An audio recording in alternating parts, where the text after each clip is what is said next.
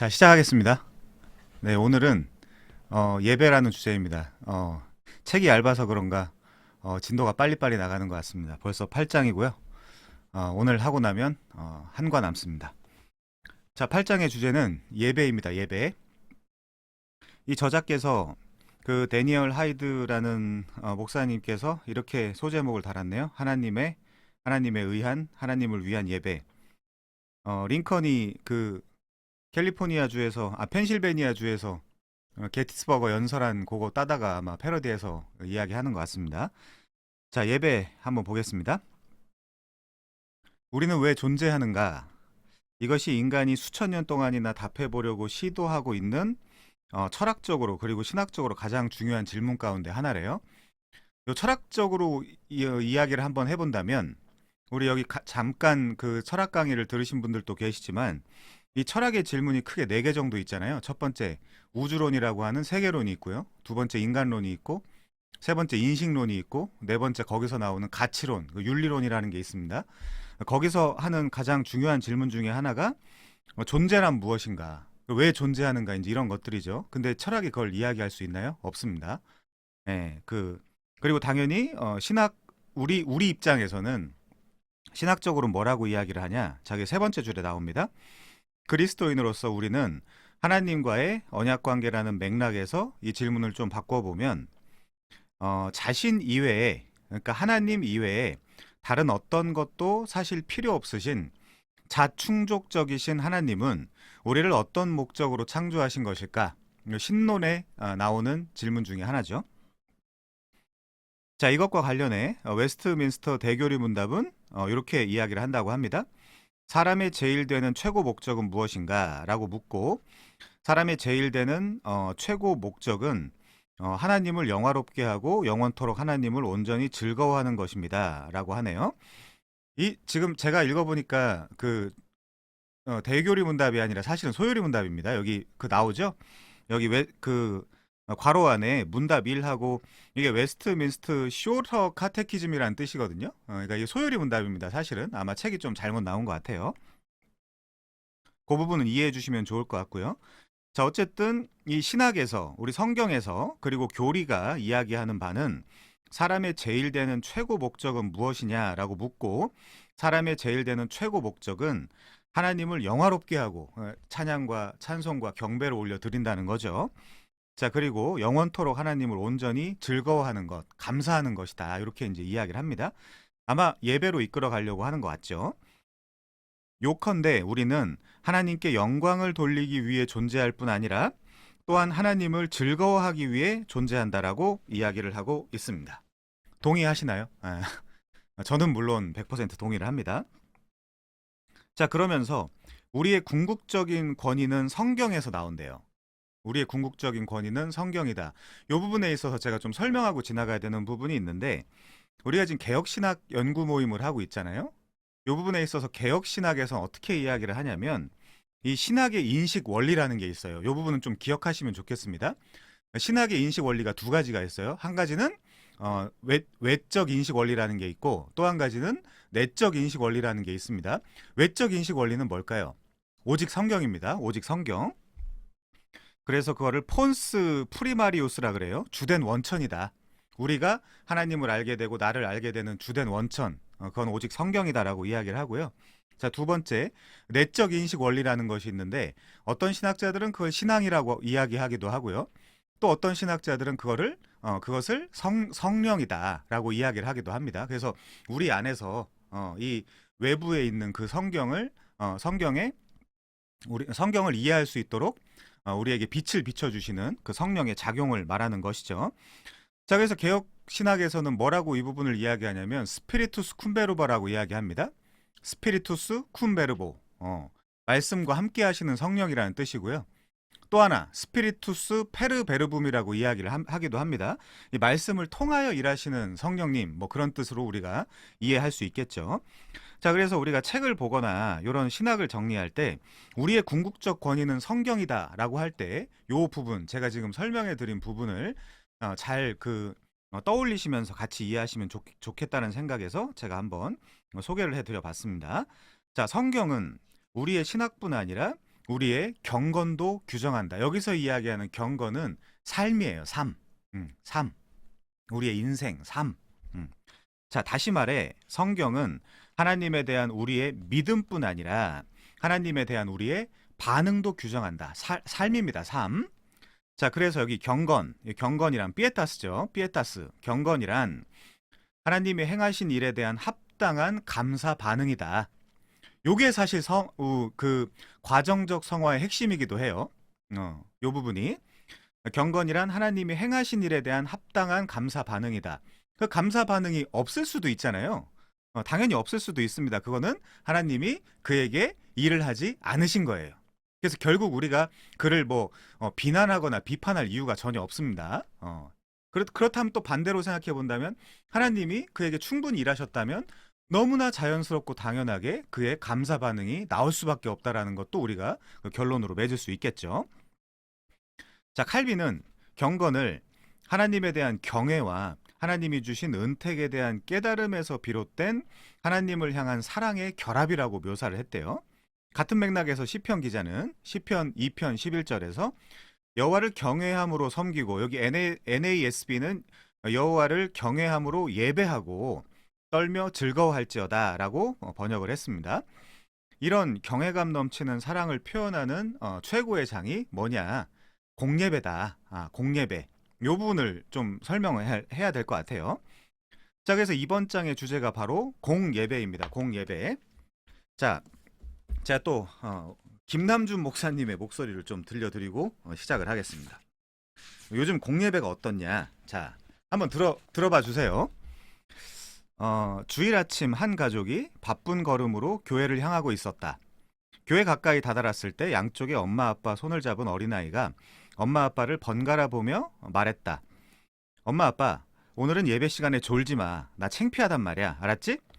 또렷한 목소리로 호소하듯 말하는 어린아이에게 엄마는 깜짝 놀랐는지 좌우를 두리번거리며 조용히 하라는 뜻으로 아이에게 눈짓을 했다. 그러나 어린아이의 간절한 애원에도 불구하고 그날도 그 부부에게는 지난 주일과 다름없는 일들이 일어나고 말았다. 그들이 젠걸음으로 교회에 도착했을 때는 이미 성가대에 송영이 끝나고 신앙 고백을 하고 있을 때였다.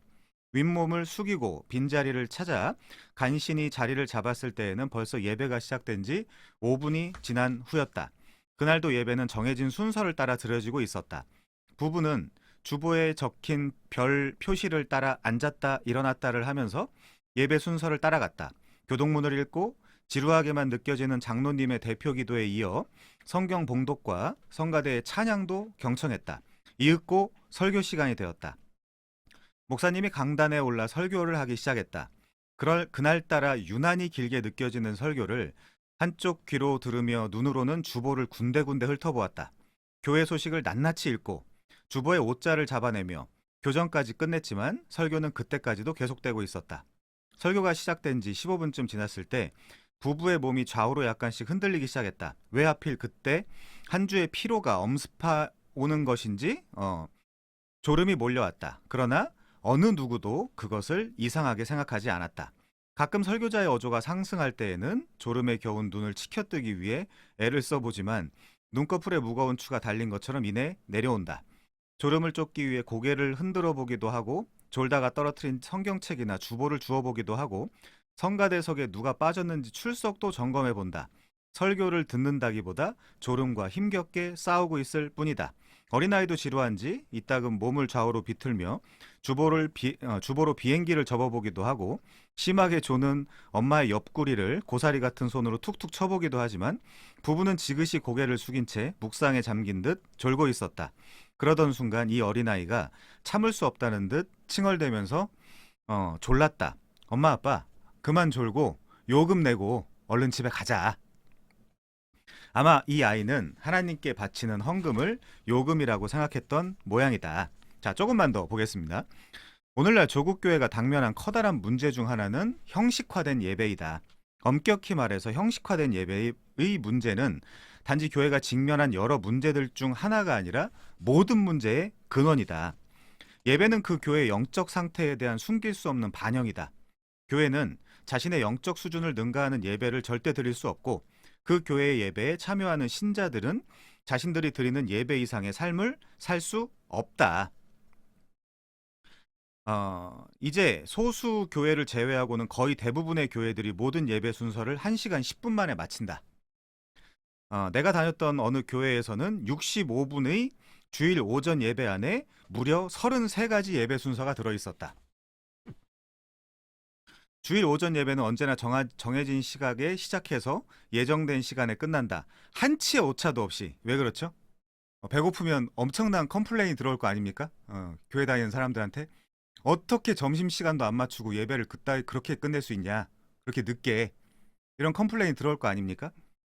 매주일 낮 12시 10분경이면 사람들은 예배당을 나선다. 정해진 시간에 예배가 끝나자 수많은 사람들이 안내위원에 의해 열리는 육중한 출입문을 지나 하얀 돌계단을 걸어서 무리지어 거리로 밀려 나온다. 이 거리에는 일요일 오후에 따가운 햇볕이 내리쬐고 있다. 이렇게 교회에서 쏟아져 나와 돌계단을 내려오며 흩어지는 회중들의 모습 속에서 세상을 변혁시키러 나가는 영적 군사의 용맹스러움을 읽을 수 있냐? 성전에 기도하러 올라가 잘못된 하나님과의 관계를 발견하고 자신의 죄를 참회한 세리의 심정으로 예배당 한 구석에서 하나님과의 만남을 감격하며 기도하는 사람들을 발견할 수 있나? 올 때는 패잔병 같았지만 예배를 통해 가슴 깊이 충만해진 진리로부터 험악한 세상을 이길 힘을 공급받고 결의에 찬 용사가 되어 교회당을 나서는 사람들을 우리가 쉽게 만날 수 있나? 이런 질문을 합니다. 계속해서 그런 예화들인데요. 자, 제가 공감하는 현재의 공예배에 대한 이면의 그런 모습들, 공예배에 대한 모습들이 바로 이런 모습이 아닌가 싶습니다. 자, 하나님을 예배하는 데 있어서 책입니다. 148페이지 두 번째 단락이요. 하나님을 예배하는 데 있어 오직 하나님의 말씀이 명령하는 것 또는 함축적으로 요구한 것에 근거한 예배를 드리고자 하는 개혁교회의 열정은 개혁교회를 다른 개신교 교회인 루터교회와 구별시키는 독특한 특징들 중에 하나다라고 이야기를 하네요. 자, 다음 줄입니다. 이것은 공예배에서 모든 비성경적인 의식들의 폐지를 의미한다. 실제로 칼빈은 이 점에 있어서 매우 단호했다. 그래서 칼빈은 사실상 개신교 종교개혁 전체가 하나님이 기뻐하는 방식으로 하나님을 예배하는 예배개혁이라고도 말했다. 자, 이 부분에 있어서도 제가 좀 하나 설명하고 지나가겠습니다. 이 책은 이상규 교수님이라는 분이 쓰신 책이에요.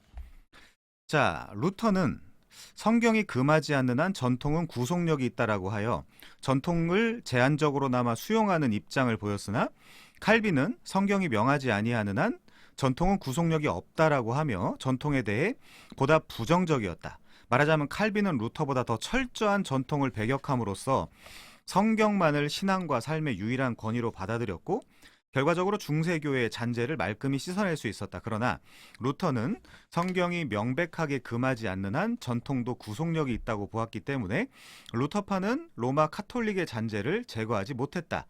이런 점에서 개혁파가 루터파보다 더 철저한 개혁을 단행했다라고 할 수 있다. 좀만 더 보겠습니다.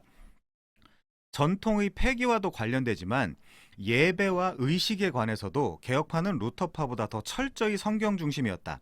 보름스 제국의회에서 이단으로 정제된 루터는 신변의 위험 때문에 바르트부르크 성에서 11개월간 은거해 있었다. 그가 없는 동안 비텐베르크에서는 개혁운동이 과격해지면서 사회적 혼란이 가중되고 있었다. 성당의 제단을 부수고 성상을 파괴하고 신부들을 끌어내리는 일들이 일어났기 때문이다. 이 소식을 접한 루터는 신변의 위험에도 불구하고 비텐베르크로 돌아오게 된다. 이때가 1522년 3월이었다. 비텐베르크로 돌아온 루터는 우선 질서를 회복하는 일이 중요하다고 판단했다. 루터를 공격하는 이들이 루터를 가리켜 분쟁과 전쟁 그리고 반란의 원인이 될 것이라고 예고한 일이 있었는데 루터는 그것이 비텐베르크에서 나타나고 있다고 보았다. 그래서 그는 교회 개혁에서 무엇이 본질적이고 무엇이 비본질적인가를 설명할 필요를 느끼고 8편의 연속 설교를 했는데 이 설교에서 디아포라와 아디아포레의 문제를 제기하였다. 디아포라는 규정적인 것 혹은 본질적인 것 혹은 선이나 악으로 구분될 수 있는 것을 의미한다면 디아포라의 부정형인 아디아포라는 비규정적인 것 혹은 비본질적인 것이나 선이나 악으로 구분될 수 없는 것들을 의미한다. 디아포라는 그 자체로 명령된 것 혹은 금지된 것으로서 반드시 해야 하거나 하지 말아야 하는 것을 의미하지만 아디아포라는 명령받거나 금지되지 않은 의의 영역을 의미한다. 따라서 해도 되고 하지 않아도 되는 그런 것, 다시 말하면 받아들여도 되고 받아들이지 않아도 되는 것이 바로 아디아포라이다. 루터는 이 연속 설교에서 복음, 율법, 이신 등이 등을 포함한 종교개혁 신앙의 요리들을 제외한 교회당의 종, 촛불, 예배, 의식, 성상, 성직자의 예복 등은 아디아포라의 문제로 간주하였다. 이런 점들을 아디아포라의 문제로 간주하였다는 말은 비록 로마 카톨릭 교회에서 시행되어 오던 관행이나 예배 의식이라 할지라도 받아들일 수 있다는 의미였다. 이때부터 26년이 지난 1548년의 라이프치히 협약에서 루터파의 멜라니톤도 로마 카톨릭의 견진 성사, 종부 성사와 많은 예배 의식을 아디아포라의 문제로 해석한 바 있다. 이 때문에 루터 교회 안에는 로마 카톨릭의 예배 의식이나 관행들이 남아있게 되었고 지금도 루터 교회 성직자, 복장이나 예배 의식에서 이러한 로마 카톨릭의 흔적을 볼 수 있다. 그러나 칼빈은 이런 점들을 아디아포라의 문제로 보지 않고 모든 전통을 성경에 근거하여 평가하고 필요하다면 비판하고 제거함으로써 개혁파가 루터파보다 더 철저한 개혁을 단행하게 된 것이다. 개혁주의가 루터주의보다 더 철저한 성경적 개혁을 단행했음을 알 수 있다. 자, 이렇게 나옵니다. 요 비슷한 이야기를 이 책에서 개혁주의를 말한다라는 책에서 고신대학교 교수님이신 지금 은퇴하셨습니다마는 유해무 교수님도 똑같은 이야기를 해요. 자, 아무튼 이 하나님이 기뻐하시는 방식으로 예배를 하나님을 예배하는 예배 개혁이라고도 종교 개혁 전체가 그렇게 칼빈은 이야기했다는 거죠. 칼빈은 사실상 개신교 종교 개혁 전체가 하나님이 기뻐하시는 방식으로 하나님을 예배하는 예배 개혁이라고 말했다는 겁니다. 자, 그 중에 제일 중요한 게 뭘까요? 강단 개혁이었어요. 강단 개혁, 교리 개혁, 강단 개혁, 설교 개혁, 그렇죠? 자, 예배 개혁에서 그게 가장 중요했었습니다. 그 당시에도 이런 점 때문에 영국의 위대한 여제, 왜 위대한 여자라고 했는지 잘 모르겠어요. 이 엘리자베스 1세 같은 경우는 성공회로 돌아가려고 했고 그 개혁을 철저하게 지지하지 않았습니다. 그리고 절대 왕정을 수립하려고 했던 왕이죠. 자, 아무튼 엘리자베스 1세는 유럽의 개혁교회가 루터 교회보다 더 개혁된 교회라고 평가하기도 했다라고 이야기를 합니다. 물론 맞죠. 자, 본문으로 더 들어가 보면요. 말씀과 예배입니다. 벨기에 신앙고백서는 성경의 충분성에 대한 개혁교회의 믿음을 예배 영역에 적용시켰다. 하나님이 요구하시는 예배 방식 전체가 성경 안에 대체적으로 기록되어 있기 때문에 그걸 순서화시킨 거죠. 지금 우리의 그 주보가. 자, 어느 누구라도 심지어 사도조차 성경이 가르쳐주는 것과 다른 것을 가르치는 것은 부당하다. 사도 바울이 말한 것처럼 하늘로부터 온 천사라도 결단코 안 될 일이다. 요거는 할례와 율법에 대해서 이야기를 한 건데 좀 잘 인용한 건가 좀 의심스럽긴 합니다. 자, 하나님이 요구하시는 예배 방식 전체가 성경 안에 들어있다. 아까 말씀드린 대로 그걸 순서화한 거예요. 자, 이 말은 즉 우리는 하나님의 방식대로 예배해야지 우리 방식대로 예배하지 말아야 된다. 우리는 하나님이 원하시는 예배를 드려야지 우리가 원하는 예배를 드릴 수 없다. 제가 김남준 목사님의 그 글도 좀 읽어드렸습니다마는 우리의 예배가 어떻죠? 진짜 본질적이거나 개혁 신학적이거나 막 그런가요? 아니면 김남준 목사님이 예화로 들었던 어떤 그런 모습의 예배인가요? 자, 후반부에서 벨기에 신앙고백서는 이렇게 고백한다고 합니다. 우리는 어떤 식으로든 양심을 얽매이고 강요하는 모든 인간적 고안물과 규칙들을 하나님을 예배하는 데 도입하는 것을 거부한다. 이게 이제 개혁파죠. 루터파의 차이입니다. 루터파도 그 당시 개혁을 하려고 했지만 많이 남겨뒀다는 거죠. 자, 오직 우리는 모든 지체들로 하여금 하나님께 순종하게 하고 일치와 통일을 증진시키고 보존하는 데 기여하는 것만 용인한다. 자, 그 부분을 우리가 예배를 하면서 하나님 앞에 하나님께 예배를 하면서 그 부분을 점검해 보셔야 되겠죠. 예배 순서 하나하나마다. 그 예배의 그런 내용 하나하나마다도 이게 과연 지금 우리가 하나님께 온당히 합당히 예배하는 것인가 스스로 점검해 봐야 되겠죠. 왜? 개혁파니까요. 당연히. 그쵸? 자, 따라서 성경에서 예배하는 방법과 관련해 반드시 알아야 하는 모든 것이 담겨 있다. 그러므로 우리는 인간이 고안해낸 모든 예배 요소와 규정을 거부한다. 여기서 중요한 건 뭐죠? 인간이 고안해낸입니다. 인간이 고안해낸. 자, 하이델베르크 교리문답은 하나님이 이 계명을 통해 요구하시는 것이 무엇입니까? 하나님을 그 어떤 형상으로도 표현하지 말라고 요구하시며, 그 로마 카톨릭 보면 형상 같은 거, 성상 같은 거, 그쵸? 그런 것들이 많이 있죠. 어떤 그런 그림 같은 거, 눈에 보이는 것들.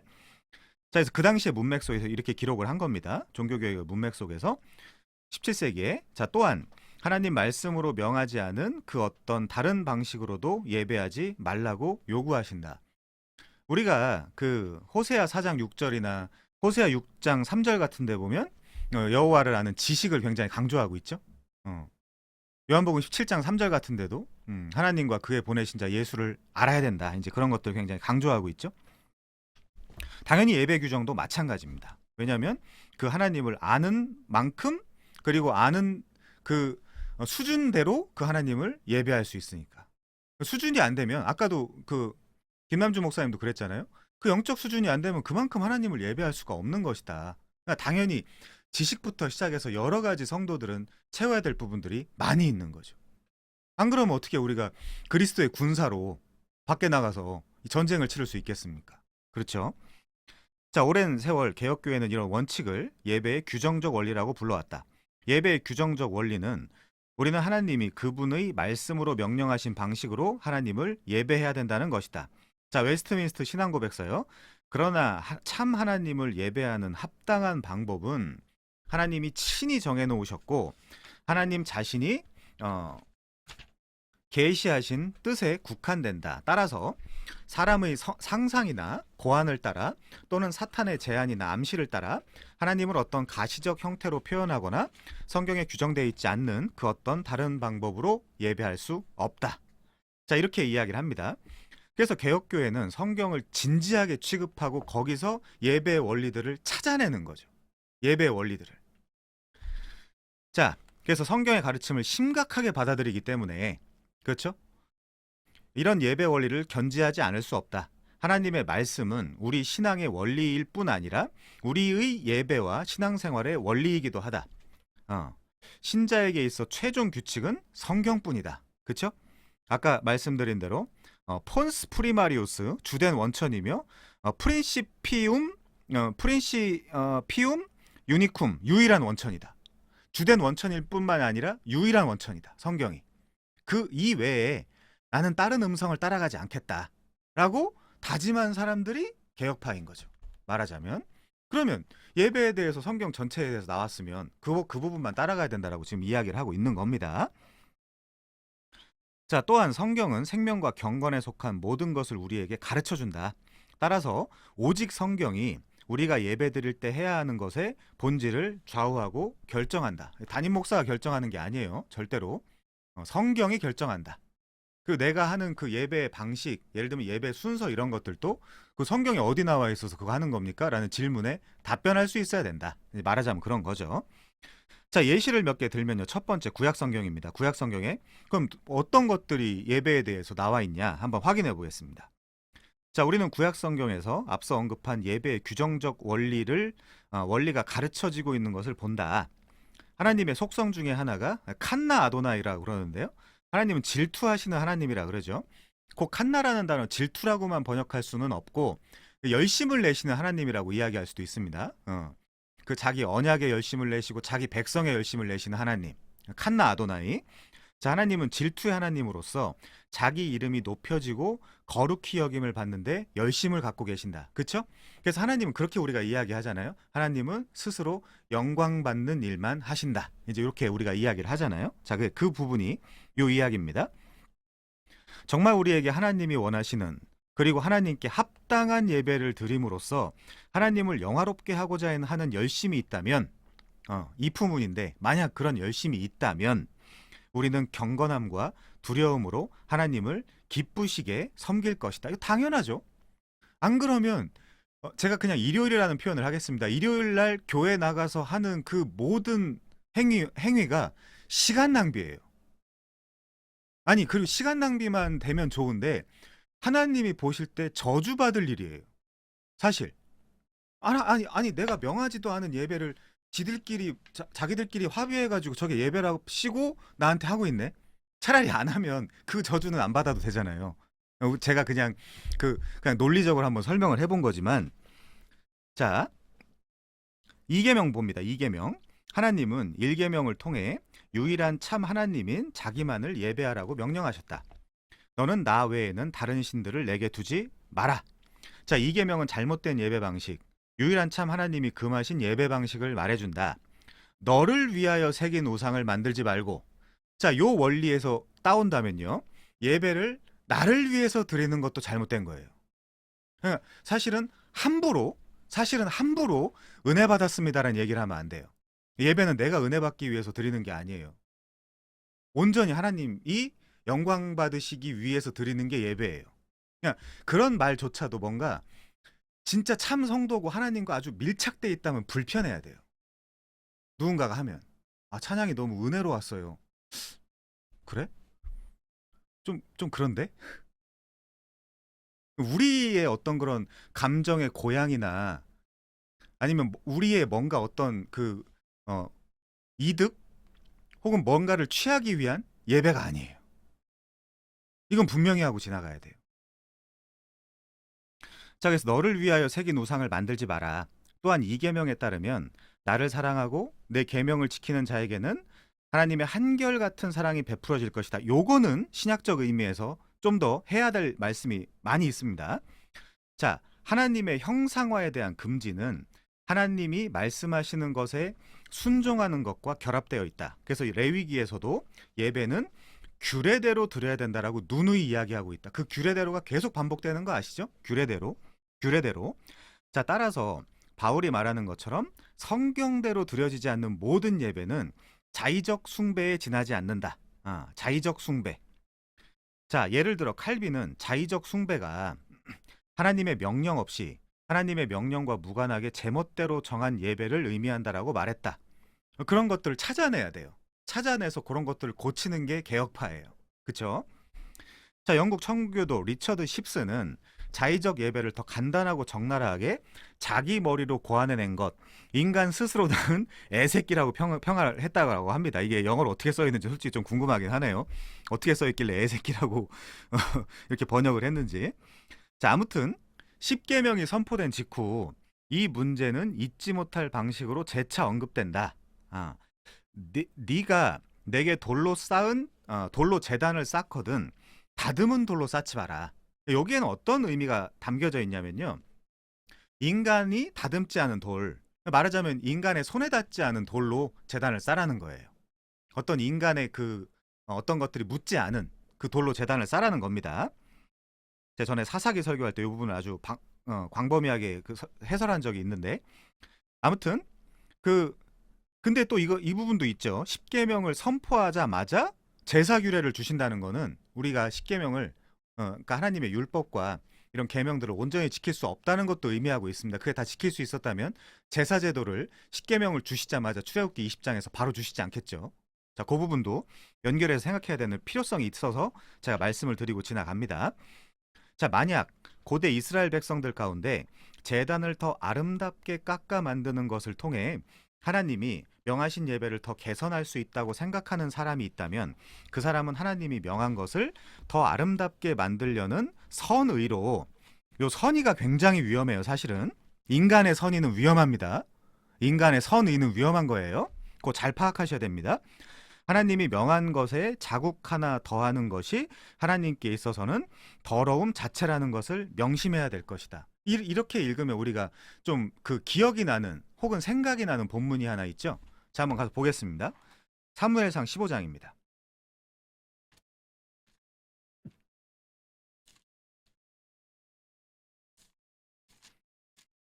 사무엘상 15장에 보시면요, 17절. 사무엘이 이르되 왕이 스스로 작게 여길 그때에 이스라엘 지파의 머리가 되지 아니하셨나이까?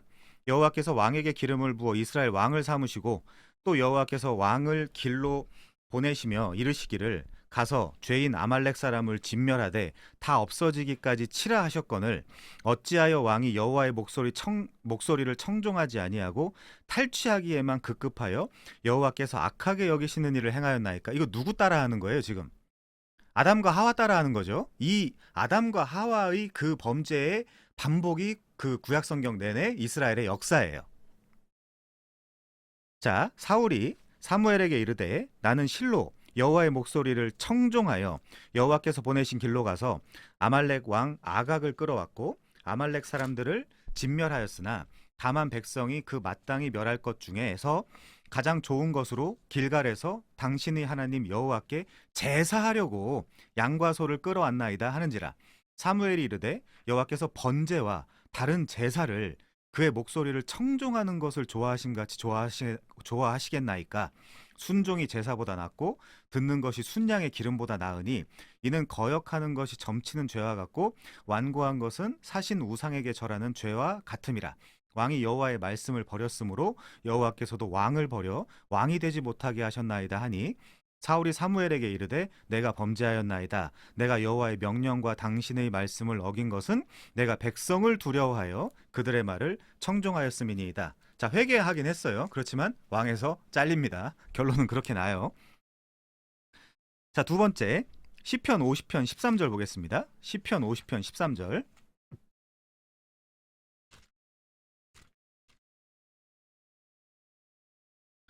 시편 50편 13절에 보시면 이런 표현이 있죠. 야, 내가 숫소의 고기를 먹으며 염소의 피를 마시겠느냐. 그러니까 말하자면 그거예요. 그 허다한 짐승의 재물이 내게 무슨 유익이 있겠느냐. 말하자면 그런 거예요. 이 표현은. 자, 시편 51편 16절도 한번 보겠습니다. 시편 51편 16절 다음 장이죠. 자, 시편 51편입니다. 16절. 주께서는 제사를 기뻐하지 아니하시나니 사실 이렇다는 거예요. 그렇지 아니하면 내가 드렸을 것이라. 주는 번제를 기뻐하지 아니하시나이다. 하나님께 구하시는 제사는 상한 심령이라. 회개하는 심령, 상한 심령. 내 스스로 하나님 앞에서, 율법 앞에서, 더 나아가서 그리스도의 십자가 앞에서 내가 얼마나 큰 죄인인지 깨닫는 그 상한 심령. 하나님이 구하시는 제사는 상한 심령이라. 하나님이여 상하고 통회하는 마음을 주께서 멸시하지 아니하시리이다. 그러면 우리가 예배를 드릴 때 교회에 따라서 죄의 고백도 들어가 있을 수 있고요. 그렇죠? 회개의 시간이 들어가 있을 수도 있고요. 그렇죠? 이런 것들이 있나요? 실제? 자, 그렇습니다. 자, 그래서 하나님이 명한 예배를 사람 자신이 개선하려고 하는 순간, 지금 사울이 그랬잖아요. 내 생각에는 좋은 걸 하나님한테 갖다 드리려고 그랬다. 이 말 자체가 뭐죠? 하나님이 그 정도도 생각 못하고 너한테 명령을 하셨겠느냐. 이렇게 우리가 이해할 수 있는 거지 않습니까? 자, 하나님이 명한 예배를 사람 자신이 개선하려고 하는 순간, 이렇게 하면 하나님이 기뻐하시겠지? 천만에라는 말씀이죠. 자, 예배를 개선하는 것이 아니라 도리어 예배를 망치게 된다. 도리어 예배를 망치게 된다. 안 하는 이만 못하다. 내 하나님 여호와는 질투하는 하나님이라는 노골적 선언이 동반된 제2 계명은 하나님의 백성에게 깊은 인상을 남겼음에 틀림없다. 자, 이 질투하는은 전문 용어인데요. 말하자면 테크니컬 텀, 전문 용어인데 이 질투하는 하나님이란 표현은 결혼과 관련된 용어다. 그러니까 말하자면 그거예요. 남편이 그 에스겔이나 이런 서신을 보면 계속해서 음행하는 아내 이스라엘이 그려지고 있잖아요. 어떻게 남편인 하나님을 두고 음행을 하고 있냐. 그 이야기거든요. 질투한다라는 이야기는. 자, 그래서 하나님은 자기 신부인 하나님이 남편이라고 표현된 부분이 많습니다. 심지어 그 예레미야 31장 32절에 보시면 그 시내산에서 그 언약 맺은 것을 결혼식이라고 이야기하고 있기도 하거든요.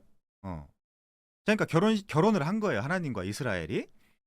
자, 하나님은 자기 신부인 이스라엘 백성들을 위해 땅의 모든 족속을 버리셨고 하나님은 자기 소유만 특별히 원하시고 사랑하신다. 여기서 사람들이 이해하지 못하는 부분이 있죠. 우리는 그렇지 않지만 리미티드 어톤먼트라든지 그렇죠? 선택과 유기의 이중 예정이라든지 이런 것들을 사람들이 잘 이해하지 못하죠. 하나님의 편애. 모든 사람을 사랑해야 되는 거 아니야? 지옥은 왜 만든 거야? 사람들이 그런 질문 많이 하지 않습니까? 자, 따라서 하나님은 예배에 있어 이스라엘 백성들이 하나님이 이스라엘에 갖는 열심과 동일한 열심으로 응답하기를 기대하고 바라신다는 거죠. 자, 두 번째 예시 보겠습니다. 가인과 아벨이죠. 자, 가인은 세 번째 줄입니다. 땅의 소산으로 제물을 삼아 하나님께 드렸고, 아벨은 양의 첫 새끼와 그 기름으로 하나님께 드렸대요. 자, 하나님은 아벨의 제물은 받으셨으나 가인의 제물은 받지 않으셨다. 요것도 사람들은 unfair하다. 이 불공평하다. 이 하나님, 사랑의 하나님이 아니네. 이렇게 이해할 수 있습니다. 사람들은, 일반인들은. 자, 그러면 왜 그러셨을까? 가인과 아벨 둘 다 예배 제물을 드렸다. 그리고 둘 다 진심이었던 것 같다. 이 진심 굉장히, 이것도 위험한 단어예요. 진심이라는 단어도 예를 들면 그렇습니다. 진심이라는 게 뭐냐면 그 사람의 지금 시점의 주관적 상태예요. 인간은 늘 바뀌는 존재이기 때문에 진심 중요하지 않아요. 자, 둘 다 진심이었던 것 같다. 그러나 하나님은 가인의 제물은 받지 않고 아벨의 제물만 받으셨다. 왜냐하면 아벨은 하나님이 명령한 것, 즉 자신에게 있는 가장 좋은 것을 드렸기 때문이다. 자, 그 말은 없어요. 성경에. 어딜 찾아봐도 하나님이 명령하신 것, 즉 자신에게 가장 좋은 것을 드렸다. 이런 얘기는 없어요.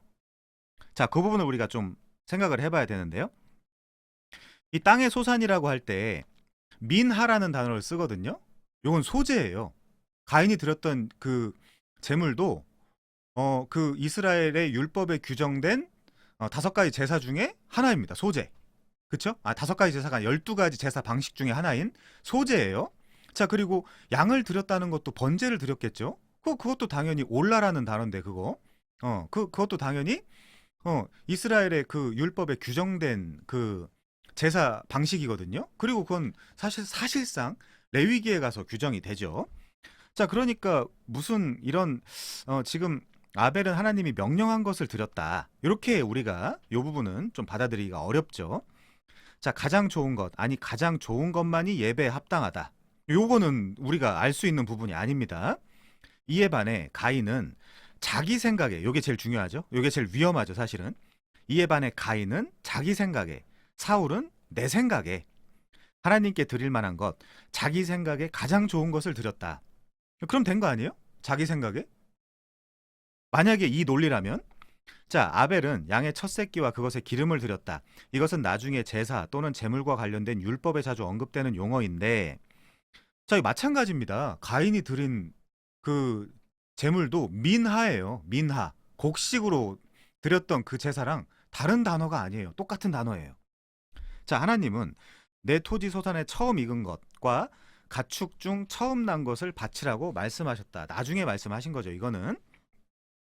자, 아무튼 우리가 여기서 명심해야 될 것이 있는데 정확한 의식도 믿음 없이는 무의미하다는 사실이다. 사실 이게 중요하죠. 신약에서의 그 가인과 아벨에 대한 평가가 나와요. 어디에? 히브리서 11장에. 4절에 보시면 히브리서 11장 4절이 우리에게 가르쳐 주는 것은 뭐냐? 아벨은 믿음으로 드렸다. 아벨은 그 제물을 믿음으로 드렸다. 그래서 아벨은 믿음으로 가인보다 더 나은 제사를 드렸고 하나님은 아벨의 제사를 받으심으로써 아벨이 의로운 자라는 것을 증언해 주셨다. 아벨은 믿음으로 다음의 사실을 깨달았다. 가인은 더러운 제물을 갖다 드렸다. 이런 얘기 성경에서 없어요. 우리가 유추할 수 없습니다. 그 부분은. 자, 그래서 창세기 4장 4절부터 5절에 보시면 아벨과 그의 제물이고요. 가인과 그의 제물로 되어 있어요. 그러니까 아벨을 받으신 거죠. 어떻게 드린 제물이요? 믿음으로 드린 제물. 그리고 믿음의 사람 아벨을 받았다라고 우리가 그 정도는 이해할 수 있게 되는 것입니다. 자, 여호와 하나님이 아담과 하와를 대신해서 동물을 희생시키시고 그 동물 가죽으로 아담과 하와를 덮어 살려주신 것처럼 나를 대신해 죗값을 지불한 다른 어떤 이의 희생을 통해서만 나도 하나님께 받아들여질 수 있다라는 믿음을 가졌다는 거죠. 자, 그 정도는 우리가 받아들여줄 수 있을 것 같아요. 자, 세 번째 예시는 뭐냐? 나답과 아비후입니다. 나답과 아비후.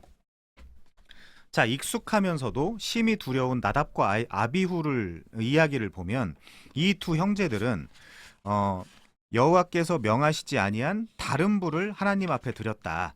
요 다른 불, 요게 그 원어로 보면 주루 애쉬라고 되어 있거든요. 주루 애쉬. 근데 주루라는 단어가 좀 재밌습니다. 애쉬는 불이에요.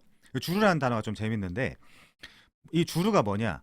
딱 이 사전에 쳐보면 모르는 사람, 타인, 창녀, 외국인 뭐 이제 이런 뜻이에요. 자, 아무튼 다른 부를 갖다 드린 거예요. 이 나답과 아비후가. 자, 이번엔 존 메가더 목사님의 이 부분에 대한 해설을 제가 좀 읽어드리면요. 나답과 아비후는 이스라엘 백성들에게 가나안에 미신을 퍼뜨렸던 무당이나 주술이 아니다. 그들은 모든 면에서 의롭고 훌륭한 영적 지도자요, 유일하신 참 하나님을 섬기는 경건한 제사장이었다. 그들은 평범한 레위인이 아니었다. 나답은 대제사장의 직분을 이어받을 법적 후계자였고, 아비후는 바로 그 다음 서열이었다. 그들은 아론의 아들들이었고 모세의 조카였다. 그들의 이름은 이스라엘 자손들의 존귀한 자들이 첫 머리를 차지한 자들이었다. 아버지인 아론을 제외하면 그들은 성경이 이스라엘 70인 장로, 곧 히브리 민족을 다스리는 영적 지도자들을 처음 언급했을 때 언급된 유일한 인물들이었다. 성경은 그들이 악명 높은 악인이나 사악한 인물이라고 소개하지 않는다. 오히려 그 반대다. 이 두 형제는 다른 70인 장로들과 더불어 시내산 중턱까지 올라가 하나님이 모세와 대화를 나누시는 것을 멀리서 지켜보는 특권을 누렸다. 일반 이스라엘 백성은 산에 오르거나 그 경계를 침범해서는 안 되었고, 죽어야 됐잖아요. 그러면 산 아래 머물러야 했다. 하나님이 산 위에서 모세에게 말씀하시는 동안 심지어 들짐승들이 길을 잃고 방황하다가 시내산을 침범하는 경우도 돌로 쳐 죽이거나 화살로 쏘아 죽이라는 명령이 주어졌다. 일반 백성들은 산 아래에서 연기와 번갯불만을 볼 수 있었다. 그러나 나답과 아비후는 하나님이 친히 그 이름을 부르시며 70인 장로들과 함께 산에 오르도록 허락하셨다. 그들은 하나님을 뵙고 먹고 마셨다. 나답과 아비후는 다른 누구보다 하나님과 가까운 관계를 맺었다. 모세를 제외하고는 그들보다 더 큰 특권을 누렸던 이스라엘 백성은 아무도 없었다. 이들은 경건하고 신뢰할 만한 영적 지도자요, 하나님의 충실한 종처럼 보였다. 그들은 명성이 높은 젊은이들이었다. 이스라엘 백성은 틀림없이 그들을 존귀하게 여겼을 것이다. 그러나 하나님이 느닷없이 거룩한 불로 나답과 아비후의 생명을 거두셨을 때 이스라엘 백성들은 모두 크게 놀라지 않을 수 없었다. 이 사건은 그들이 성막에서 사역을 시작한 첫날에 일어났던 것으로 보인다. 아론과 그의 아들들은 성막이 완성되었을 때 7일 동안 의식을 거행하며 기름 부음을 받았다. 여덟째 날에 아론은 성막에서 처음으로 속죄제를 드렸다. 그 제사를 드릴 때 기적이 일어났다. 불이 여호와 앞에서 나와 제단 위의 번제물과 기름을 사른지라. 온 백성이 이를 보고 소리를 지르며 엎드렸더라. 모세는 그 후에 이 일을 다음과 같이 진술했다. 아론의 아들 나답과 아비후가 각기 향로를 가져다가, 레위기 10장 1절부터 3절입니다. 여호와께서 명령하시지 아니한 다른 불을 담아 여호와 앞에 분향하였더니 불이 여호와 앞에서 나와 그들을 삼키매 그들이 여호와 앞에서 죽은지라. 모세가 아론에게 이르되 이는 여호와의 말씀이라. 이르시기를 나는 나를 가까이 하는 자 중에서 내 거룩함을 나타내겠고 온 백성 앞에서 내 영광을 나타내리라 하셨느니라. 자, 좀만 더 보겠습니다. 나답과 아비후는 놋제단이 아닌 다른 곳에서 불을 가져다가 향로에 불을 붙였다. 하나님이 친히 그 제단 위에 하늘에서 불을 내리셨다는 것에 주목하라. 나답과 아비후는 스스로 피운 불이나 이스라엘 진영의 다른 곳에 있었던 불을 향로에 담아왔던 것으로 보인다. 성경은 그들이 그 불을 어디에서 가져왔는지에 대해 아무런 말이 없다. 불의 출처는 중요하지 않다. 문제는 그들이 하나님이 친히 피우신 불이 아닌 다른 불을 사용했다는 데 있다.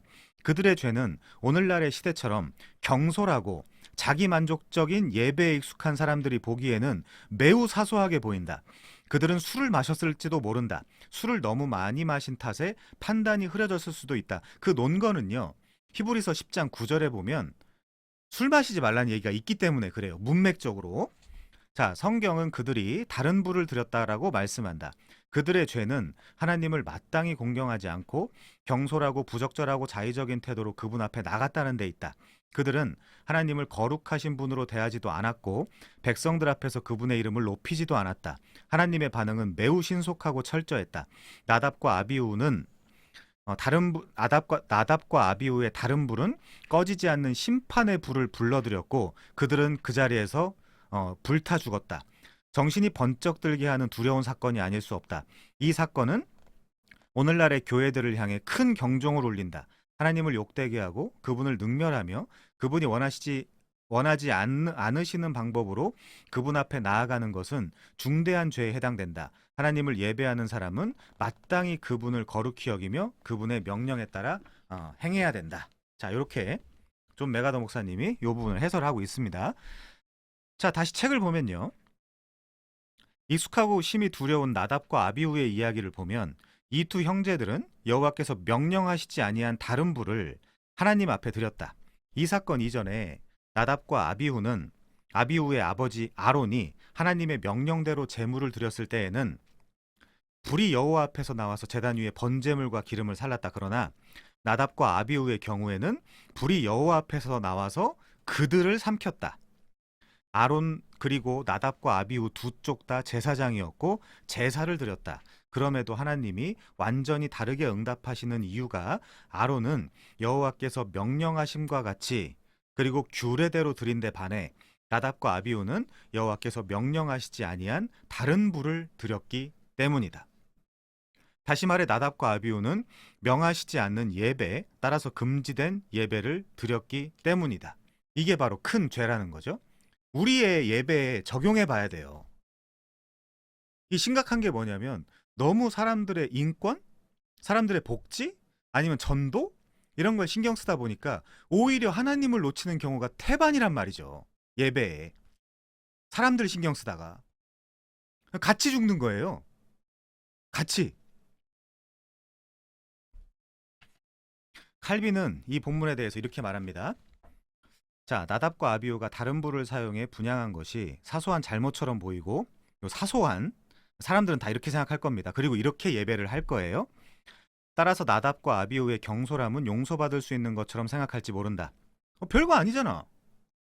분명 나답과 아비후는 거룩한 것들을 제멋대로 의도적으로 오염시키려고 한 것이 아니다. 그러나 색다른 것에 대해 사람들이 흔히 그렇듯이 나답과 아비후는 새로운 것에 지나치게 덤벼들었고 그런 성급함이 자신들을 오류에 빠뜨렸다. 그런데 나답과 아비후가 받은 심판의 엄중함이 하나님의 판단을 주저없이 시건방지게 비난하는 거만한 사람들에게 하나님의 심판이 지나치다고 비난할 이유가 되지 않는다. 만약 우리가 하나님을 예배하는 것이 얼마나 거룩한 일인지를 생각해 보기만 한다면 우리는 나답과 아비후가 받은 심판의 강도에 대해 조금의 거리낌도 가지지 않을 것이다. 언젠가 읽어드렸죠. 웨스트민스터 신앙고백서 해설 383페이지. 누구를 생각하면서 사냐가 굉장히 중요한 거예요. 내 머릿속에. 내가 이제 누구를 예배하면서 사냐. 누구를 지향하면서 사냐. 나답과 아비후의 죄는 명백한 범죄다. 다시 말해 하나님이 정하신 것과 분명 다른 방식으로 분향했다. 한번 돌아보세요. 지금의 나는 누구 편인가? 자, 그리고 설령 나답과 아비후가 무지해서 그런 잘못을 저질렀다 할지라도 그들은 극히 큰 주의를 기울여야 마땅한 것에 부주의하게 덤벼들었기 때문에 유죄 판결을 피할 수 없다. 아까 사울도 왕에서 강등됐죠. 제사역이 잘못했다가. 자, 그러면 여기서 우리의 예배를 되돌아보면 됩니다. 우리 지난 시간에 뭐 배웠죠? 복음의 순수한 선포. 다음 시간에 또 우리가 같이 공부할 건데 두 가지 성례에 합당한 시행 그리고 올바른 치리와 책벌, 권징이죠. 그게 잘 진행되고 있는가? 그러면 그게 잘 진행되고 있지 않다면 나는 그게 잘 우리 교회에서 내 교회에서 그게 잘 진행될 수 있도록 뭘 하고 있는가? 무슨 노력을 하고 있는가? 그냥 숨어서 그래 뭐 같이 불편해지느니 계속 같이 얼굴 봐야 될 사람들인데 그냥 침묵하지 뭐 이렇게 하고 있진 않은지 스스로 돌아보면 되겠죠. 자, 나답과 아비후의 이야기는 예배에 대한 이야기로서 하나님을 예배할 때에는 하나님 말씀대로 예배해야지 인간 자신의 생각이나 바람, 자, 그것이 아무리 진심 어린 것이라 할지라도 진심은 중요하지 않아요. 진심은 중요하지 않아요. 하나님이 명령하지 않은 예배를 드리는 것은 하나님을 모독하는 것이고 하나님의 영광을 탈취하고자 하는 것이다. 나답과 아비후가 불에 삼켜진 것은 바로 이 때문이다. 하나님은 모세를 통해 아론에게 이렇게 말씀하셨다. 나는 나를 가까이 하는 자 중에서 내 거룩함을 나타내겠고 온 백성 앞에서 내 영광을 나타내리라. 칼빈은 이 본문을 그러므로 하나님이 명령하시지 않은 어떤 낯선 고한물로 예배를 더럽히지 않게 하기 위해 하나님의 명령에 큰 주의를 기울이는 법을 배우도록 하자. 예민해져야 된다는 거예요. 하나님을 섬기는 사람들은. 우리가 다 제사장이잖아요. 그렇죠? 제사장이라는 건 하나님 앞에서 섬기는 사람들이란 뜻이거든요. 왕 같은 제사장. 그런 사람들일수록 예배에 있어서는 굉장히 큰 주의를 기울여야 되겠죠. 겸비하고요. 주의하고 신중하고 그렇게 해야 됩니다. 자, 그래서 하나님은 자신의 거룩과 영광을 결코 포기하지 않으시기 때문에 하나님은 이스라엘 백성들에게 자신을 예배하라고 명령하셨을 뿐만이 아니라 어떻게 예배해야 되는지도 명하셨다. 성경 전반에 걸쳐서 나오는 거예요.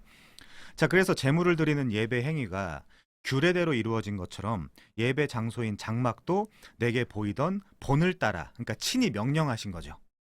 자, 이제 신약 성경의 예시를 좀 들겠습니다. 신약 성경의 예시.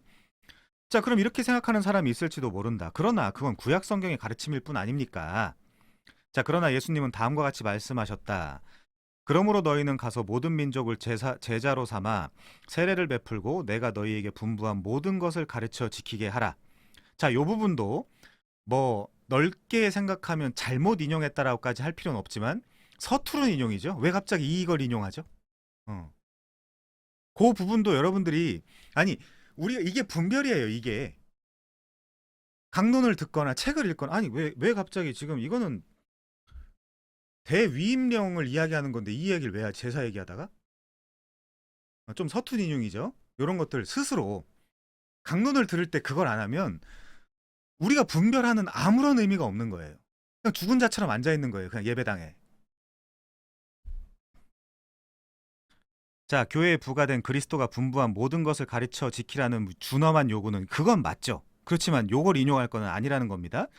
결국 그리스도가 명하지 않은 것은 어떤 것이라도 가르치지 말라는 준엄한 금지를 의미하는 것이 아닌가. 하나님을 예배하는 데 있어 그리스도가 분부한 모든 것을 준행하고자 한다면 그리스도가 분부하지 않은 것은 무엇이든지 신중하게 피해야 하지 않을까랑 구약이랑 그렇게 직접적인 연관은 없어 보인다는 이야기입니다. 자, 근데 이건 중요하죠. 예수님은 바리새인들이 하나님을 헛되이 경배하고 있다라고 책망하셨다. 그러면 예수님이 지금 우리 교회를 보면 어떨까요? 참 잘 경배하고 있구나. 헛되이 경배하고 있구나. 왜 하나님은 바리새인들의 예배를 거부하셨을까? 예수님은 바리새인들이 사람의 전통을 하나님의 계명보다 더 좋아해서 하나님의 계명을 버렸기 때문이라고 말씀하셨다.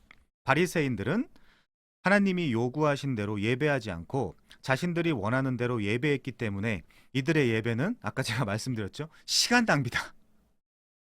괜한 시간을 썼다. 집에 있으면 쉬기라도 하고 뭐 청년들은 게임이라도 하고 뭐 등산이라도 갈 텐데 시간만 썼다. 가가지고. 자, 같은 맥락에서 사도 바울은 골로새에 사는 성도들에게 이렇게 경고를 했대요. 아무도 꾸며낸 겸손과 천사 숭배를 이유로 너희를 정죄하지 못하게 하라.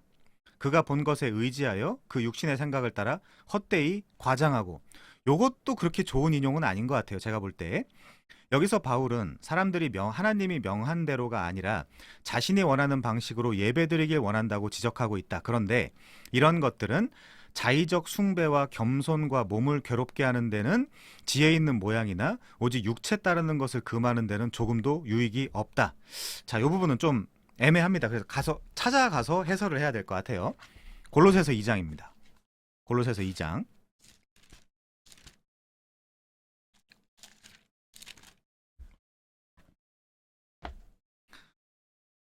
20절부터 보겠습니다. 20절부터. 너희가 세상의 초등학문, 요거는 스토이케이아 투 코스모라고 되어 있거든요. 스토이케이아 투 코스모. 그러니까 세상의 초등학문인데 여러분 그 혹시 엘리멘탈이라는 영화 보셨어요? 엘리멘탈이라는 영화에 보면 그 엠파도클레스라는 그 철학자가 사원소설을 이야기하잖아요. 흙, 불, 공기, 그리고 하나 뭐죠? 흙, 불, 공기, 물. 이거 흙, 불, 공기, 물 이야기하잖아요. 그걸 가지고 그 각본을 짠 그 드라마란 말이죠. 그 영화란 말이죠. 자, 근데 그 사원소의 결합과 그 분리의 원리가 사랑과 미움이거든요. 그러니까 그런 철학적인 배경이 거기 깔려 있는 겁니다. 영화 안에도. 자, 그런 것까지 그 파악하시면서 보시면 좋은데, 자, 여기 본문에 지금 2장 20절에 너희가 세상의 초등학문, 이게 스토이케이아 투 코스문인데, 이게 세 번역에서는 이 부분을 세상의 초등학문을 어떻게 번역을 해놨냐면요, 세상의 유치한 원리라고 번역해놨어요. 이게 영어 성경에는 엘리멘츠예요. 이게 엘리멘츠. 그걸 엘리멘탈이라는 영화를 만든 거예요. 요거를. 자, 너희가 세상의 초등학문, 그러니까 이 세상이 물이냐 흙이냐 불이냐 뭐 공기냐, 뭐 이거 가지고 그 당시에 철학자들이 따졌으니까, 너희가 세상의 그 초등학문에서 그리스도와 함께 죽었거든. 그 유치한, 그쵸? 유치한 세상의 원리에서 너희가 죽었거든. 어찌하여 세상에 사는 것 같이 세상의 규례에 순종하느냐. 곧 붙잡지도 말고 맛보지도 말고 만지지도 말라고 하는 것이, 요거는 금욕주의와 영지주의를 배격하는 겁니다. 요 표현은.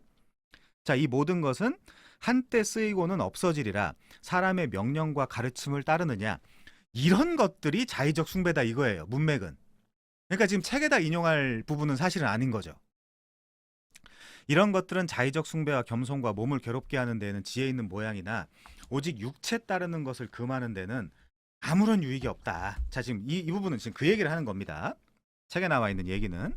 이것도 제가 봤을 땐 조금 부족한 인용이라고 여겨져요. 자, 다시 156페이지요. 다음 단락 보겠습니다. 그래서 예수님이 우물가의 사마리아 여인에게 하신 말씀은 인간적인 기준에서 볼 때 무례한 발언임에 틀림없다. 무례한 발언 많이 하시죠? 예수님이 사마리아 여인에게 인간적인 관점에서 볼 때, 너희는 알지 못하는 것을 예배하고 우리는 아는 것을 예배하노니 이는 구원이 유대인에게서 남이라 라고 말씀을 하십니다. 그러나 사람은 다 거짓되되 오직 예수님만 참되시다. 바로 예수님이 말씀하셨다. 하나님은 영이시니 예배하는 자가 영과 진리로 예배할지니라 라고요. 사마리아인들이 자기가 원하는 대로 하나님을 예배하고자 하는 한 이들에게 참된 예배란 영영 불가능하다. 그러니까 이 사마리아 사람들은, 사마리아 사람들뿐만이 아니라 예수님이 말씀하시기 전까지의 참된 예배, 온전한 예배는 없었던 거죠. 자, 그것도 요한복음 4장 가서 좀 우리 몇 가지 확인하고 지나가겠습니다. 다 설명할 수는 없을 것 같고요, 시간 관계상. 자, 요한복음 4장 3절 보시면요, 유대를 떠나서 다시 갈릴리로 가실새 사마리아를 통과하여야겠는지라. 디에르게스타인데 여기 에데이라는 표현이 신적 수동태예요. 그러니까 반드시 그 시간에 하나님 입장에서, 성부 입장에서 아들 예수께서 반드시 그 시간에 이 사마리아 여자를 만났어야 됐어요. 요 시간에. 자, 그 사마리아에 있는 수가라 하는 동네에, 여기가 수가가 세겜에 있죠. 세겜. 수가라 하는 동네에 이르시니 야곱이 그 아들 요셉에게 준 땅이 가깝고 거기 또 야곱의 우물이 있더라. 이게 창세기 48장 21절 22절 그리고 여호수아 24장 32절을 반영한 건데요. 자, 세겜 땅이죠. 여기가 야곱의 우물이 있는 데가. 여러분 성경을 잘 보면 이삭과 리브가도 우물가에서 만나죠. 그리고 모세와 십보라도 우물가에서 만납니다. 야곱과 라헬도 우물가에서 만나고요. 아무튼 그게 이제 그 그리스도와 교회가 만나는 장면의 어떤 그런 아름다운 모형이기도 한데요. 거기 또 야곱의 우물이 있더라. 예수께서 길 가시다가 피곤하여 우물 곁 그대로 앉으시니, 왜요? 성부 하나님의 명령을 수행하고자. 신적 수동태, 반드시 그 자리에 가서 그 시간에 이 여자를 만나셨어야 됐어요. 하나님의 계획에 의해서. 때가 6시쯤 되었다 그러는데 눈이에요. 이거는 정오입니다. 정오. 그러니까 그 당시에 여자들이 절대로, 여자들뿐만이 아니라 사람들이 더워서 혹은 사람들이 다른 데 많아서 절대로 물 들어가지 않는 시간이에요. 이 시간은. 이 여자는 우리가 다 그 전지적 작가 시점에 의해서 굉장히 수치스러운 여자라는 걸 알고 있잖아요. 자, 그래서 사마리아 여자 한 사람이 물을 기르러 왔음에 예수께서 물을 좀 달라 하시니 이는 제자들이 먹을 것을 사러 그 동네에 들어갔음이러라. 사마리아 여자가 이르되 당신은 유대인으로서 어찌하여 사마리아 여자인 나에게 물을 달라 하나이까 하니 이는 유대인이 사마리아인과 상종하지 아니함이러라. 그래갖고 막 갈릴리 저 뒤편으로 막 지나가고 막 이제 그랬었죠. 유대인들은 사마리아 사람들이랑 대화하지 않으려고. 근데 예수께서 대답하는데 하나님의 명령에 의해서 온 거예요. 문법이 그렇게 돼 있습니다. 예수께서 대답하여 이르시되 네가 만일 하나님의 선물과 요 하나님의 선물이 누가복음 11장과 요한복음 7장에 의하면 성령이에요. 하나님의 선물이 성령입니다. 네가 물 좀 달라 하는 이가 누구인지를 알았더라면 그가 26절에 보면 내가 그라 하는 하나님이신 거죠. 이분이. 자, 그가 누구인지를 알았더라면 네가 그에게 구하였을 것이요 그가 내게 생수를 주었을 것이다. 그 생수가 요한복음 7장에 보면 정확히 그 물, 네 배에서 나오는 그 물, 성령이다라고 설명을 해주고 있습니다. 그리고 이사야 12장 3절 보시면 아주 잘 나와 있죠. 이 부분이. 자, 여자가 이르되 주여 물기를 그릇도 없고 이 우물은 깊은데 어디서 당신이 그 생수를 얻겠사옵나이까. 그 당시 한 30m 정도 됐다 그래요. 고증학자들에 의하면. 우리 조상 야곱이 이 우물을 우리에게 주셨고 또 여기서 자기와 자기 아들들과 짐승이 다 마셨는데 당신이 야곱보다 더 크니까 요새 애들 말로 긁는 거죠. 긁는 겁니다. 이게. 자, 예수께서 대답하여 이르시되 이 물을 마시는 자마다 다시 목마르려니와 왜요? 물리적인 물이니까. 내가 주는 물을 마시는 자는 영원히 목마르지 아니하리니 내가 주는 물은 그 속에서 영생하도록 솟아나는 샘물이 되리라. 자, 그냥 잡아놓고 요한복음 7장 한번 보겠습니다. 요 설명을 해야 될 것 같아요. 요한복음 7장 보시면요. 37절이요.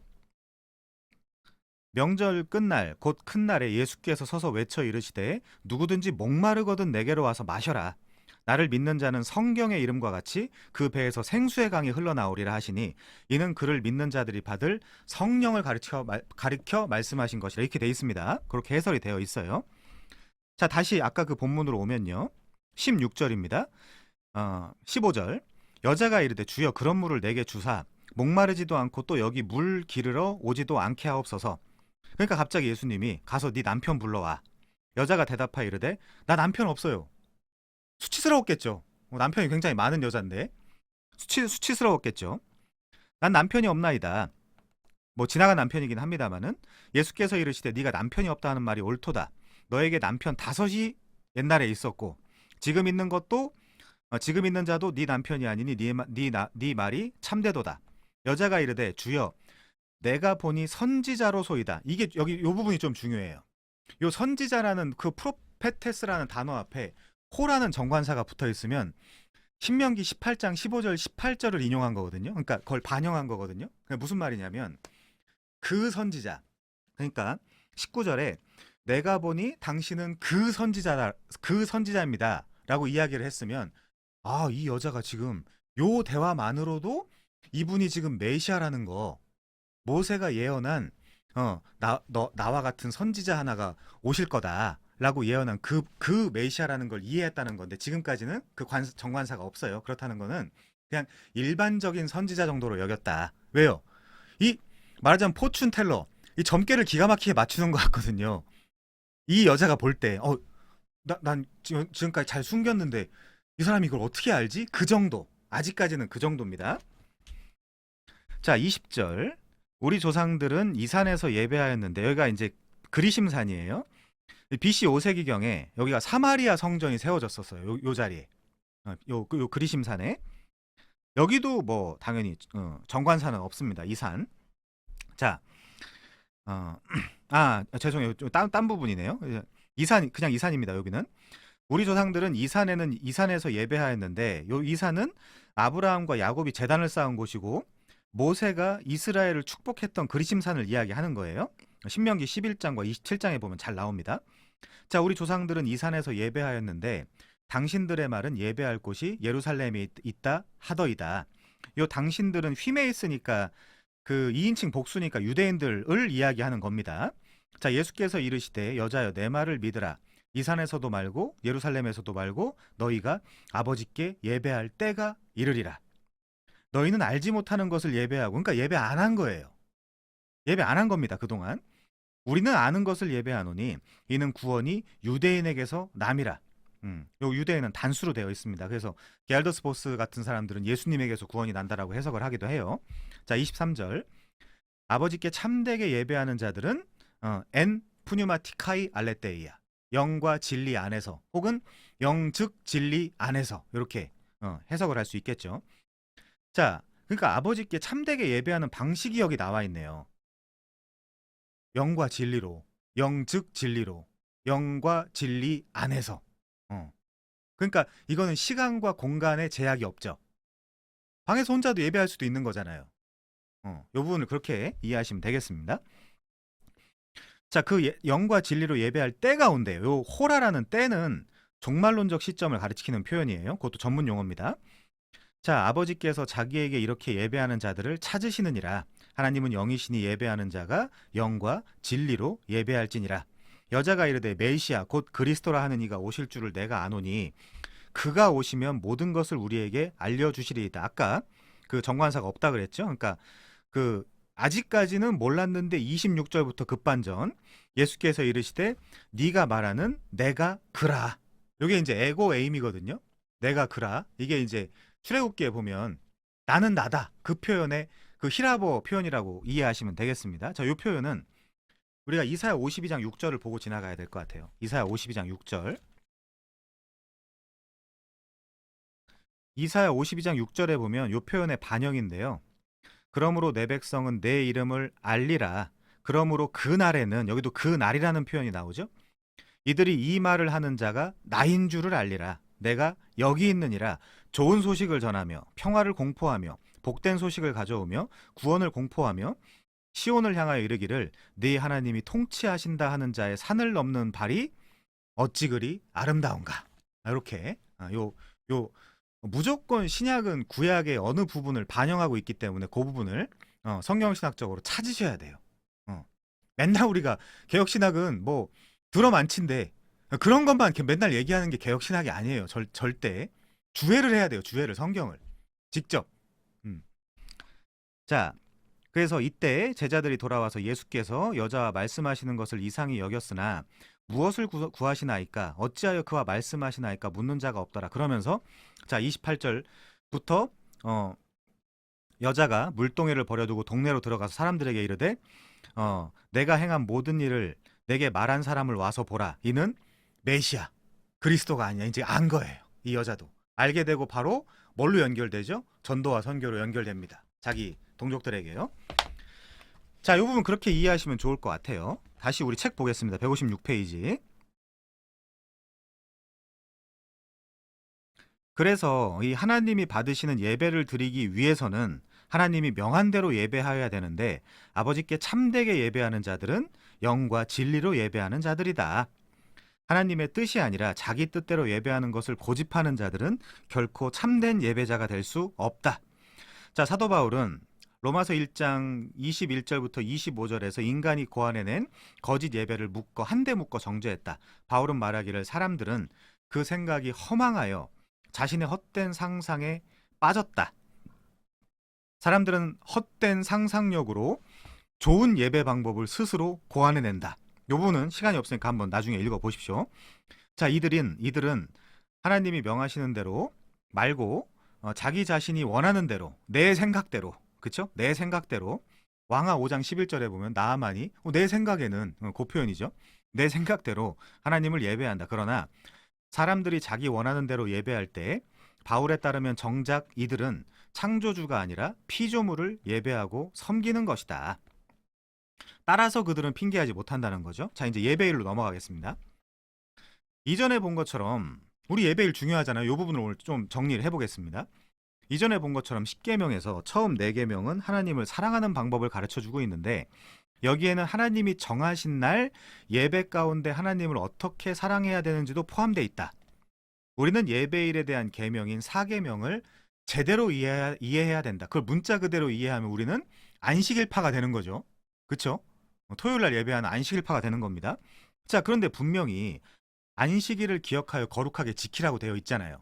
출애굽기에도 그렇고 신명기에도 그렇고. 자, 그러면 그리스도인들은 이 계명을 어떤 식으로 준행해야 될까? 이게 또 영원한 규례고 안식일 규례를 지키지 않으면 옛날 성경에는 끊쳐진다. 지금은 끊어진다라고 되어 있잖아요. 그래서 이 부분은 우리가 굉장히 주의 깊게 이해를 하고 있어야 되죠. 자, 한 주의 마지막 날에서 한 주의 첫날로 창조 이래 하나님의 백성은 한 주의 마지막 날에 하나님을 예배했다. 그게 7일째죠. 그게 안식일입니다. 샤바트. 이것은 하나님이 친히 모범을 보여주심으로써 확립하신 창조 규례로서 하나님의 피조물은 이를 따라야 된다. 하나님은 엿새 동안 일하셨고, 그쵸? 엿새 동안 열심히 일하셨잖아요. 일부러 그걸 보여주시잖아요. 자기 형상대로 창조된 아담에게 일하라고 명령하셨다. 물론 그거는 창세기 2장 15절에 기록되어 있습니다. 하나님은 일곱째 날 안식하셨고 자기 형상의 담지자들도 안식하라고 명하셨다. 그래서 하나님은 이날을 복되게 하셨고 거룩한 날로 구별하셨다. 그래서 나 여호와가 엿새 동안에 천지를 창조하고 일곱째 날에 일을 마치고 쉬었으니까 너희들도 쉬어라. 여기 쉬었다라고 해당하는 히브리어 나파쉬는 이것을 제외한다면 구약성경 전체에 2번 사용됐는데 한 번은 이스라엘에게 속한 가축, 종, 나그네에게 쉼을 제공해 줄 때, 또 한 번은 다윗 왕과 다윗 왕의 추종자들이 쉰 것을 가리키며 사용되었다. 자, 근데 이게 중요하죠. 이 부분이 중요합니다. 이런 것도 신인 동영론적 표현이에요. 하나님이 하나님의 뜻을 우리에게 알려주시기 위해서, 안스로포모르피즘 알려주시기 위해서. 성경은 마치 하나님이 모든 것을 만드신 후에 쉬심으로 다시 생기를 얻으신 것처럼 묘사하고 있다. 그런데 하나님의 쉼에는 훨씬 더 많은 의미가 있다. 하나님은 쉼이 필요 없는 분이에요. 근데 우리한테 알려주시기 위해서 베이비 토크를 하시는 거죠. 어코모데이션. 자, 이것은 하나님의 기쁨, 즐거움, 만족과 깊은 연관이 있는데 시편 기자는 여호와는 자신께서 행하시는 일들로 말미암아 즐거워하신다. 하나님의 쉼과 만족은 온 우주의 왕으로서의 쉼과 만족이다. 그럼 당연히 자기 백성에게 뭘 선물하실까요? 쉼을 선물하시는 분이에요. 안식을 선물하시는 분이고. 하나님은 자신의 우주적 궁궐인 천지를 만든 후에 일곱째 날 보좌의 자정에 스스로 행하신 일을 즐거워하신다. 자, 좀만 더 중요하니까 계속 읽어보겠습니다. 하나님은 자기 백성을 애굽에서 이끌어내시고 홍해를 건너게 하신 이후에 안식일은 하나님이 자기 백성을 성별하신 언약적 표징이라는 매우 중요한 의미도 추가해 주셨다. 안식일에 하나님의 백성들은 하나님이 자신들을 창조하셨다는 사실과 자신들의 쉼이 하나님의 쉼에 뿌리박고 있다는 사실을 기렸다. 그거를 기리는 거예요. 안식일 날. 자, 이는 엿새 동안에 나 여호와가 하늘과 땅과 바다와 그 가운데 모든 것을 만들고 일곱째 날 쉬었음이니라. 그뿐만 아니라 안식일은 하나님이 자기 백성을 구속하신 일도 함께 기렸다. 그러니까 두 개가 나오죠. 첫 번째 창조, 두 번째 구속. 요게 그 십계명도 출애굽기 20장이라거나 신명기 5장이라거나 이런 걸 잘 보시면 그렇게 구분이 되어 있습니다. 더 나아가 1년에 한 번 있는 대속죄일도 안식일이었는데 이런 의미에서 안식일은 자기 백성에 대한 하나님의 용서를 기리는 날이기도 했다. 그러니까 창조, 구속, 그리고 이제 연결되긴 하는데요. 죄 용서. 이렇게 이런 의미들을 담고 있는 거죠. 자, 구약시대 때 안식일이 어땠죠? 매우 엄격했죠. 매우 엄격했습니다. 그래서 이스라엘 백성들과 그 자녀들은 아무 일도 하지 말았어야 됐어요. 제가 그래서 지난 시간인가 지지난 시간에 한번 비꼰 적 있죠. 아무 일도 하지 않는 일을 해야 된다. 거기서 뭔가를 아무 일도 하지 않는 일을 실패하면 죽는 거예요. 이게 무슨 안식이에요. 안식일은 예수님에 의해서 우리가 이해하는 바 사람을 위해서 있는 건데, 그쵸? 자, 그래서 이스라엘 백성과 그 자녀들은 아무 일도 하지 말아야 할 뿐만이 아니라 그 집에 속한 모든 종과 가축에게도 온전한 휴식을 주고, 이게 과연 휴식일까요? 심지어 그 집에 방문한 나그네조차 아무 일도 하지 못하게 했다. 잘못 뭔가 그들의 규례에 벗어나는 일을 하면 죽습니다. 하나님은 안식일에 할 수 있는 것과 해서는 안 되는 것에 대한 규정을 주셨다. 만약에 어떤 사람이 안식일에 처소에 불을 피우기 위해 밖에 나가서 나뭇가지를 줍는다면 그 사람은 사형을 당해야 됐다. 이게 왜 그러죠? 아니, 하나님이 온전히 세상을 다 창조하시고 그 너희들을 구원하셔서 이제 창조주고 아버지로서 너희들의 인생을 책임질 건데 그 불 피우려고 네가 지금 안식일 날 밖에 나가서 나무를 해온단 말이야? 그러니까 하나님을 못 믿는다는 의미에서 죽인 거예요. 그러니까 이거는 안식일은 이 율법대로라면 무시무시한 날이에요. 사실은 안식일 오는 것이 굉장히 두려운 날이란 말이에요. 이 율법대로 한다면 그러니까 그 의미에서 벗어나야 되는 거예요. 사실상. 자,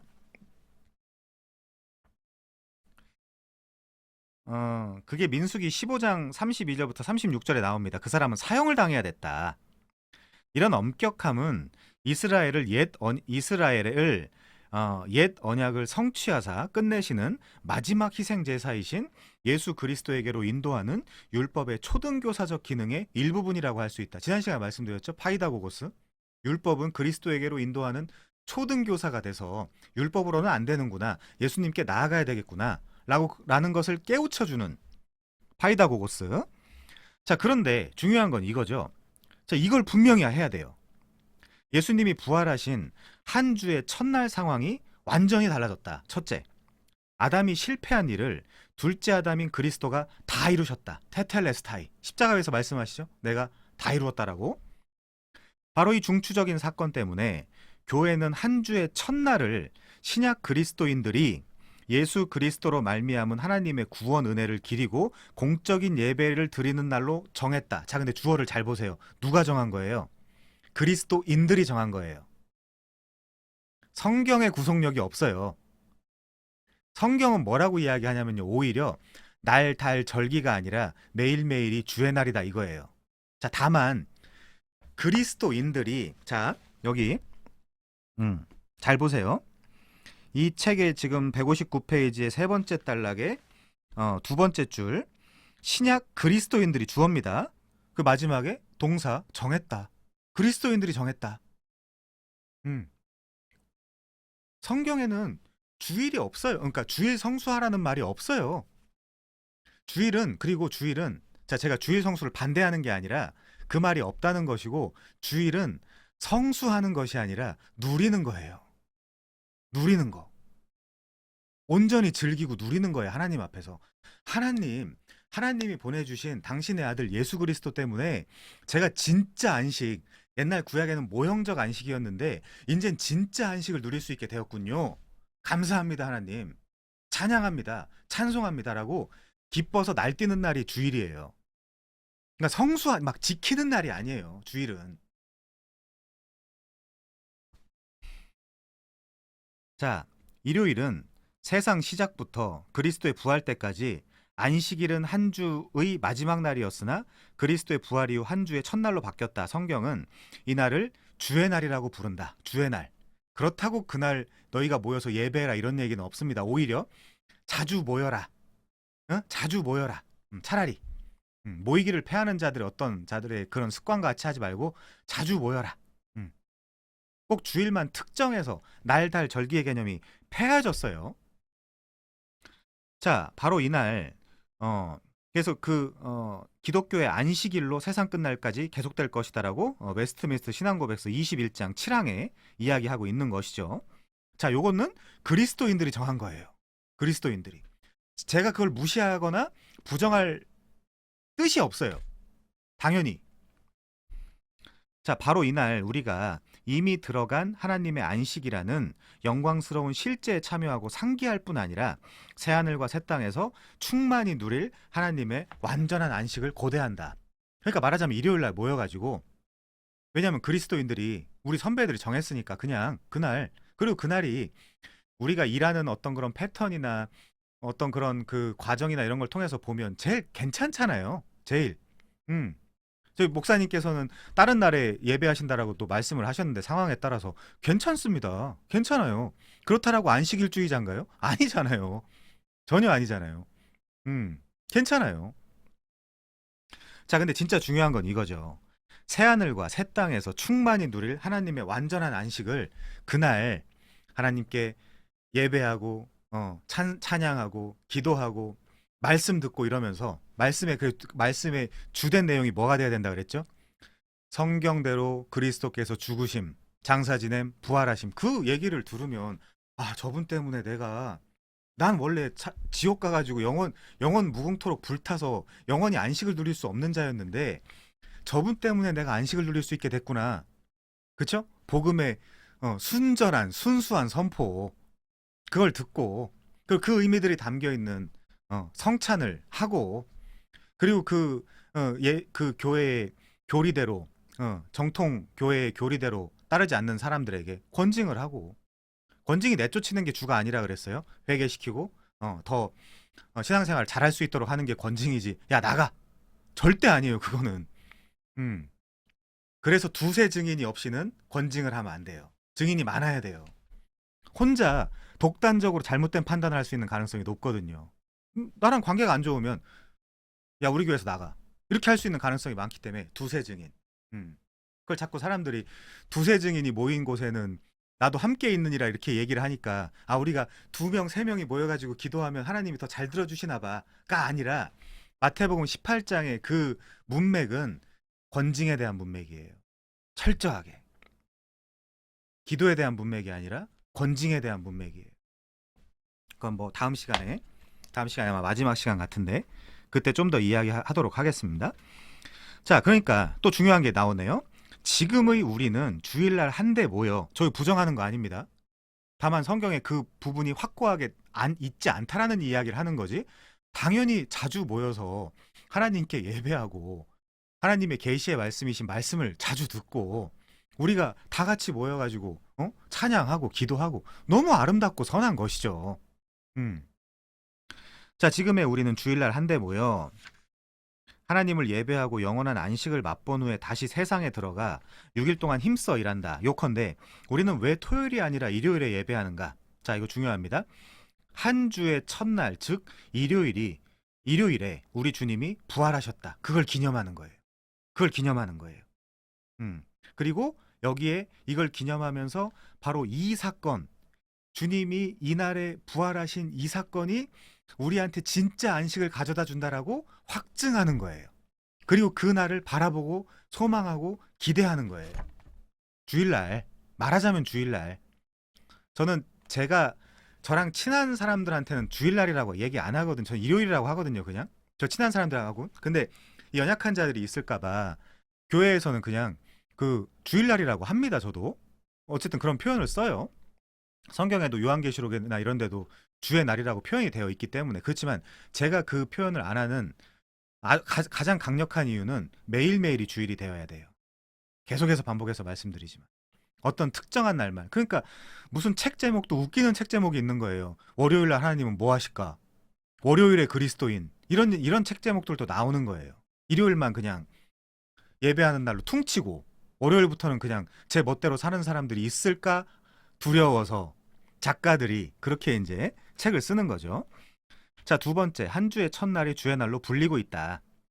그렇다라고 그날 예배하라는 얘기는 없어요. 결코. 그렇지만 제가 부정하는 거 아니라고 계속 말씀드리고 있습니다. 자, 세 번째, 한 주의 첫날에 성령이 교회에 부어졌다. 네 번째, 하나님이 창조, 첫날 빛을 만드시고 빛과 어둠을 나누신 것처럼 우리는 한 주 첫날 어두운 세상에서 우리를 구별해내신 예수 그리스도 안에 있는 복음의 빛을 기리기 위해 모인다. 자, 그래서 종합해보면 주일 성수라는 말은 제가 봤을 때는 온당한 말이 아니에요. 그렇지만 마땅히 그리고 당연히 참 성도는 다 같이 모이기 가장 합당한 날에 하나님 앞에 예배하는 게 뭐가 잘못됐겠습니까? 오히려 권장할 일이죠. 권장할 일이죠. 자, 그래서 갈라디아서 4장 8절 한번 보겠습니다. 갈라디아서 4장 8절.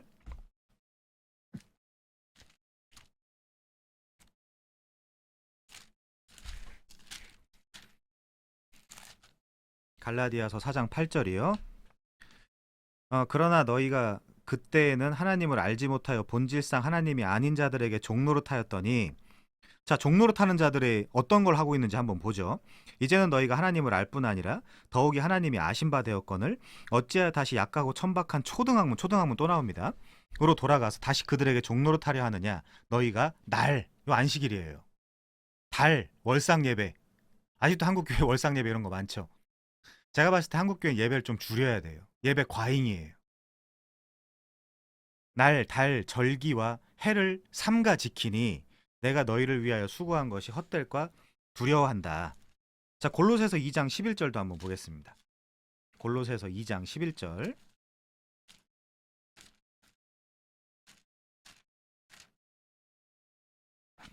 또 그 안에서 너희가 손으로 하지 아니한 할례를 받았으니 죽었으니 곧 육적 몸을 벗는 것이요 그리스도의 할례니라. 너희가 세례로 그리스도와 함께 장사되고 또 죽은 자들 가운데서 그를 일으키신 하나님의 역사를 믿음으로 말미암아 그 안에서 함께 일으키심을 받았느니라. 과거 수동태예요. 또 범죄와 육체의 무할례로 죽었던 너희를 하나님이 그와 함께 살리시고 우리의 모든 죄를 사하시고 우리를 거스르고 불리하게 하는 법조문으로 쓴 증서를 지우시고 제하여 버리사 십자가에 못 박으시고 통치자들 권세들을 무력화하여 드러내어 구경거리로 삼으시고 십자가로 그들을 이기셨느니라. 그러므로 먹고 마시는 것, 그 순대 먹어도 돼요? 뭐 이런 질문 많이 하잖아요. 그 뭐라 그러죠? 선짓국 먹어도 돼요? 그 피인데? 먹어도 돼요. 먹어도 돼요. 하나님이 지으신 모든 것이 선함에 감사함으로 받으면 버릴 게 없다. 신약적 관점. 옛날에는 정, 부정, 거룩, 비거룩을 보여주기 위해서 그런 걸 하면 안 됐지만 지금 괜찮습니다. 괜찮아요. 자, 먹고 마시는 것, 절기나 초하루, 그리고 안식일을 이유로 누구든지 너희를 비판하지 못하게 해라. 이런 것들은 장래일의 그림자라고 그러잖아요. 그림자. 근데 구속하는 것은 몸이고 너의 몸이 하나님 것이다. 주의 것이다. 그리스도의 것이다. 그래서 그 몸으로 그리스도를 섬겨라. 그 몸으로 그리스도를 예배해라. 사도 바울이 계속해서 그런 이야기를 하는 거 아닙니까? 자, 시간이 없는 관계로 좀 더 빨리빨리 지나가도록 하겠습니다. 자, 그렇고요. 이제 창조에서 새 창조, 이 부분도 굉장히 중요합니다.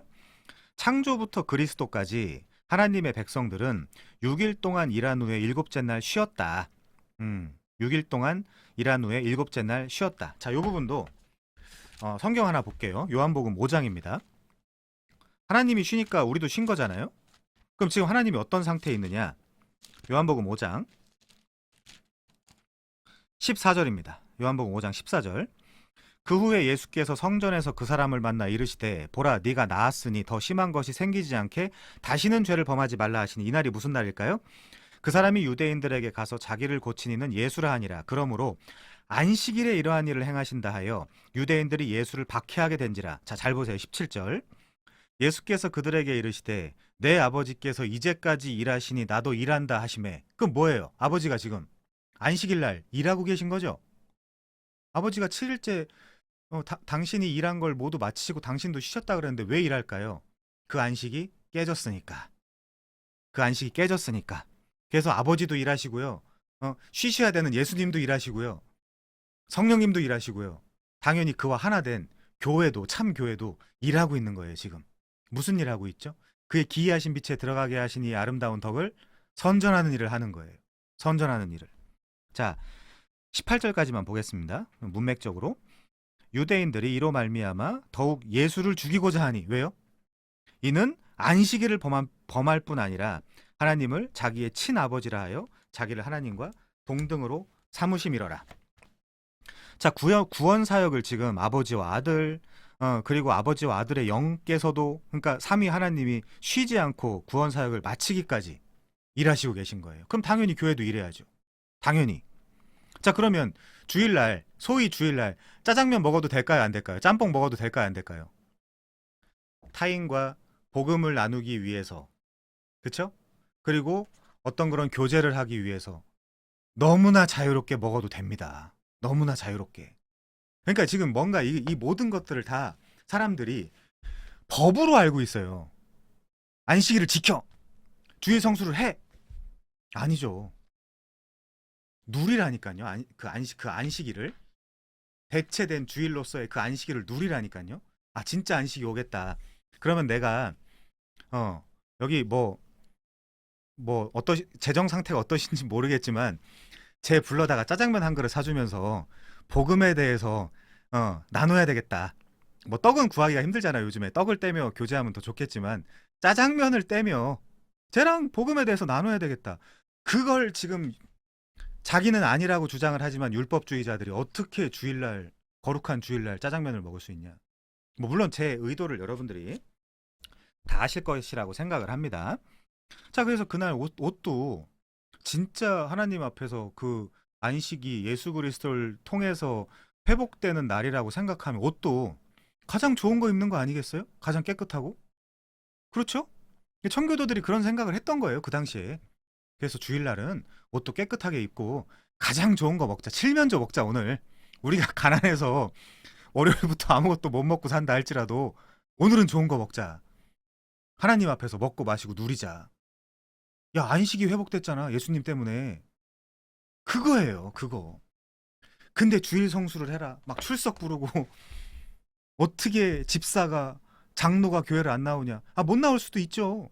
살다 보면 못 나올 수도 있죠. 살다 보면 대신에 그 당사자의 입장에서는 만약에 참 성도라면 아, 내가 오늘 하나님의 말씀을 못 들었구나. 같이 우리 공동체가 모여가지고 예배를 하지 못했구나.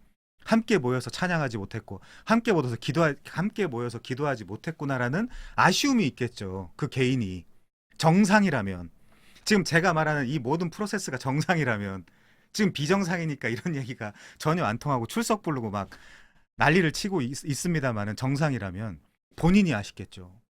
내가 그 안식에 그 모형, 아, 그쵸? 아까 나왔던 그 단어, 그림자에 참여하지 못하고 있다니 너무 아쉽다.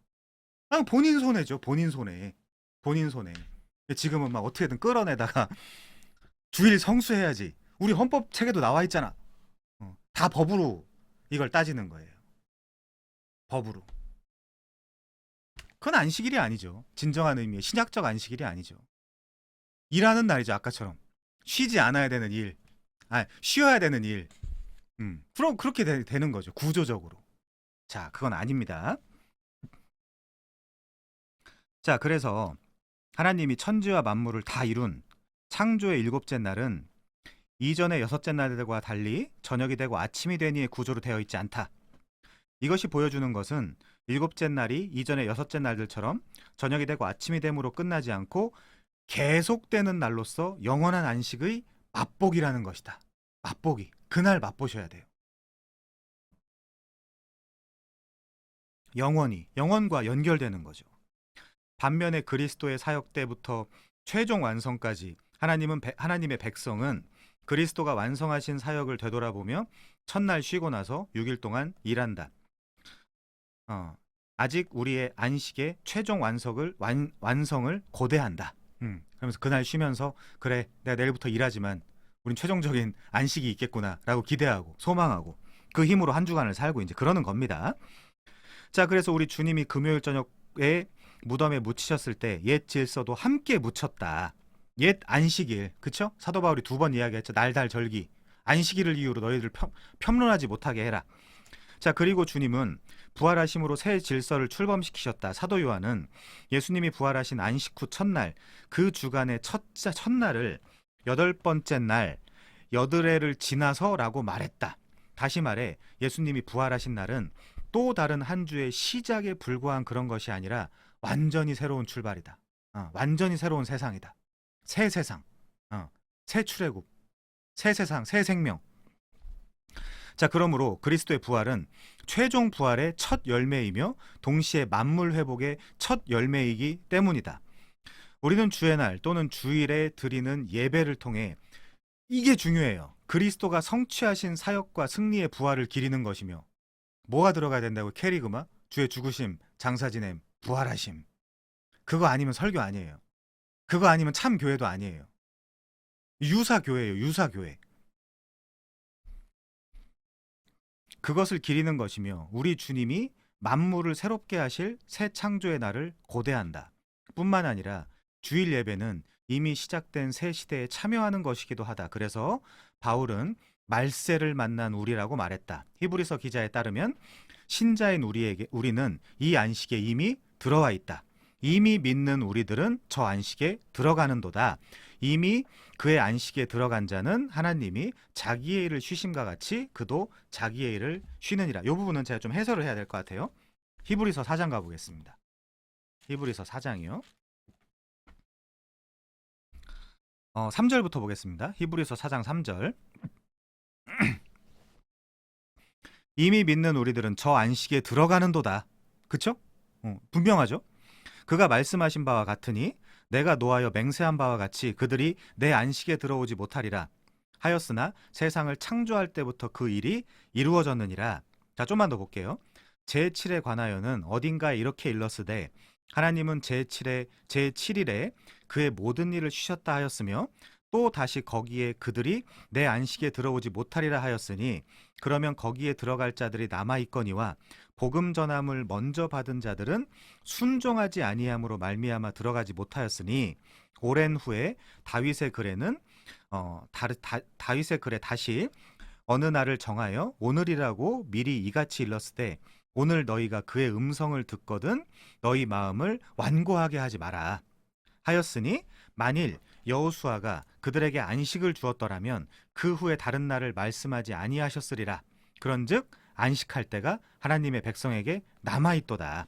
이미 그의 안식에 들어간 자는 하나님이 자기의 일을 쉬심과 같이 그도 자기의 일을 쉬느니라.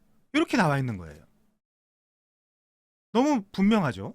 그러니까 그거를 상기하는 날이 소위 말해서 저는 저 스스로 그리고 제 친구들과는 그 단어를 쓰지 않지만 주일날에 소위 주일날에 이걸 누리는 겁니다. 여기에는 몇 가지 더 우리한테 적용해야 될 부분들이 있어요. 그럼 설교자는 뭐 해야 되냐? 그 안식에 들어가게 하신 하나님의 풍성하신 은혜를 설교해야 되는 거죠. 그리고 성도들은요. 그 설교를 듣고 그 예배에 참석해서 진짜 그 안식을 누려야 되는 거죠. 주일날, 진정한 안식일날. 자, 넘어가고요. 이번에 주일입니다. 거의 끝났어요. 한 장 정도 남았는데. 자, 그래서 여기도 이분도 이렇게 이야기하네요. 앞서 살펴본 이 모든 것이 우리에게 가르쳐주는 것은 주일을 즐거운 주말을 억압하는 규정으로 보지 말고 우리 삶을 세워주도록 하나님이 허락하신 뭐요? 선물로 봐야 된다. 근데 아까 김남춘 목사님 그쵸? 엄마 요금 내고 집에 가자. 졸 거면. 막 주보에 옷자나 체크하고. 오늘 저 목사님은 나한테 하는 얘기 아닌 것 같고 이 집사한테 하는 얘기구나 라고 다른 사람 그 판단이나 하고 있고 뭐 다 그러고 있는 거잖아요 사실상. 졸거나 뭐. 자, 그래서 주일 준수는 이거 중요합니다 여러분. 부담 갖지 마세요. 주일 준수는 율법주의가 아니라 경건의 일부분으로 신체적이고 영적인 쉼을 제공해 준다. 교회에서 그걸 해야 되는 거예요. 자, 주일을 구별하여 지키는 것은 우리가 지나가는 이 세대에 속하지 않고 다가올 영광스러운 새 시대에 속한 존재이기 때문이다.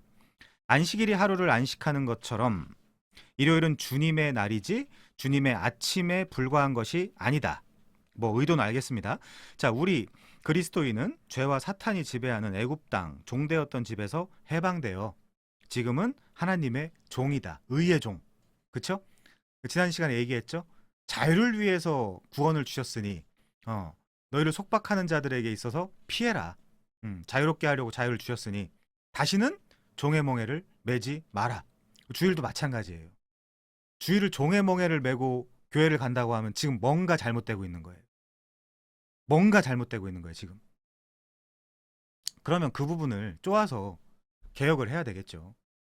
내가 잘못하고 있든 아니면 우리 교회가 잘못하고 있든. 그게 개혁교회입니다. 리폼드 처치. 자, 우리 그리스도인들은 죄와 사탄이 지배하는 애굽 땅 종되었던 집에서 해방되어 지금 하나님의 종이다. 하나님의 종인 우리는 성령의 능력으로 그리스도를 통해 우리 자신을 자기 희생적인 제사로 하나님께 드려야 된다. 아까 몸, 그쵸? 몸은 그리스도의 것이다. 몸의 제사를 드려라. 자, 우리는 창조와 새 창조를 기억하고 그런 놀라운 일을 이루신 하나님을 높이는 공예배로 모이기 위해 주일을 구별해 놓아야 한다. 이에 대해서 하이델베르크 교리문답은 자, 바로 무엇보다도 복음을 가르치고 전하는 사역과 그 교육이 지속되도록 요구하십니다. 특히 안식일에는 교회에 부지런히 참석하여 하나님 말씀을 배우고 빠지면 손해죠. 정상적인 프로세스라면 빠지면 손해입니다. 빠지면 자기가 아쉬운 거예요. 성례들에 참여하고 그 성례에 참석하지 못하는 게 자기가 아쉬운 거죠. 자기가 아쉬운 거예요. 그래 오늘 제주도 가는 날인데 교회한테 뭐라고 속이고 가지? 내가 그래도 직분자인데 뭐라고 속일 게 있긴 있어야 될 거 아니야.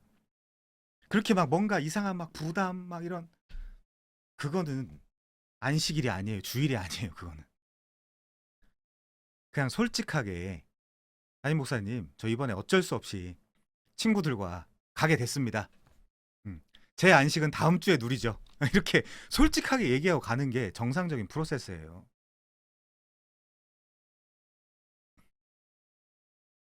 근데 자기가 아쉬운 거죠. 말씀 배우는 거 놓치고. 참 성도라면 그렇다는 거예요. 가짜라면 뭐 어떻게 해서든지 속여가지고 가겠죠. 비행기를 타겠죠. 예, 제주항공을 타겠죠. 자, 성례들을 참여하고 함께 주님을 부르고 기도하고 기독교적인 자비를 베풀라고 요구하신다. 그래서 그런 의미에서의 짜장면이라면 얼마든지 먹어도 된다. 자, 일요일은 주님의 날이기 때문에 자, 이 부분 동의하지 않습니다. 매일매일이 주님의 날입니다. 자, 우리는 주님의 뜻대로 교회에 부지런히 참석해야 된다. 모이기를 패하는 어떤 사람들의 습관과 같이 하지 말고 오직 권하여 그날이 가까움을 볼수록 더욱 그리하자. 오늘 월요일이잖아요. 그렇죠? 월요 개혁신학 연구 모임. 자, 오늘도 저희가 모였습니다.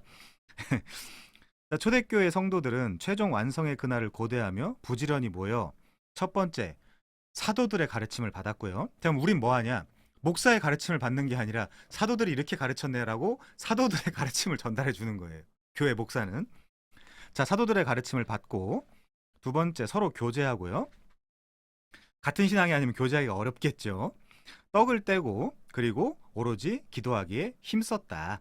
자, 그래서 주의를 구별한다 또는 구별하여 지킨다라는 말은 우리는 우리 자신의 것이 아니라 그리스도께 속한 존재이기 때문에 삼위일체 하나님을 예배하며 하나님 안에서 감사히 안식을 누리는데 전념한다는 의미다. 주일은 예수님이 우리를 하나님 아버지께 데려가 아버지 품에 누이시고 복음 설교와 성례를 통해 우리 영혼을 성령의 양식으로 배불리 먹이시는 날이다. 자, 근데 그 제주도를 가야 돼요. 그럼 누가 손해냔 말이죠. 제주도를 가는 당사자가 손해라는 말이에요. 그러면 잘 생각해 보세요. 제주도를 어쩔 수 없이 가야 되는 사람이 교회 앞에 나아가서 저 제주도 가게 됐어요. 그러면 사람들이 자, 정상적이라면 이렇습니다. 아, 너무 아쉽다. 예배 못 드리고 제주도나 가야 된다니. 제 말 뜻 이해하셨어요? 너가 지금 이 예배에 참석하지 못하고 이 순전한 복음 설교를 듣지 못하고 이 성찬에 참석하지 못하고 네가 제주도 따위나 가야 된다니 너무 아쉽겠다. 어떡하냐? 내가 널 위로해야 되겠다. 근데 지금 어떻게 됐죠? 야, 부럽다. 난 다음 달에 갈까? 뭐라고 속이고 가지? 나 직분자인데. 형제들과 함께 모여 언약의 하나님을 예배하고 하나님이 정하신 은혜의 수단을 통해 하나님의 은혜를 맛보는 것이 주일을 가장 잘 보내는 것이다. 제이시 라일은요, 이렇게 이야기하네요. 자, 주일날 정당한 이유 없이는 하나님의 집을 절대 비우지 마라. 자기 교회에서 베풀어지는 성찬식을 절대 놓치지 마라.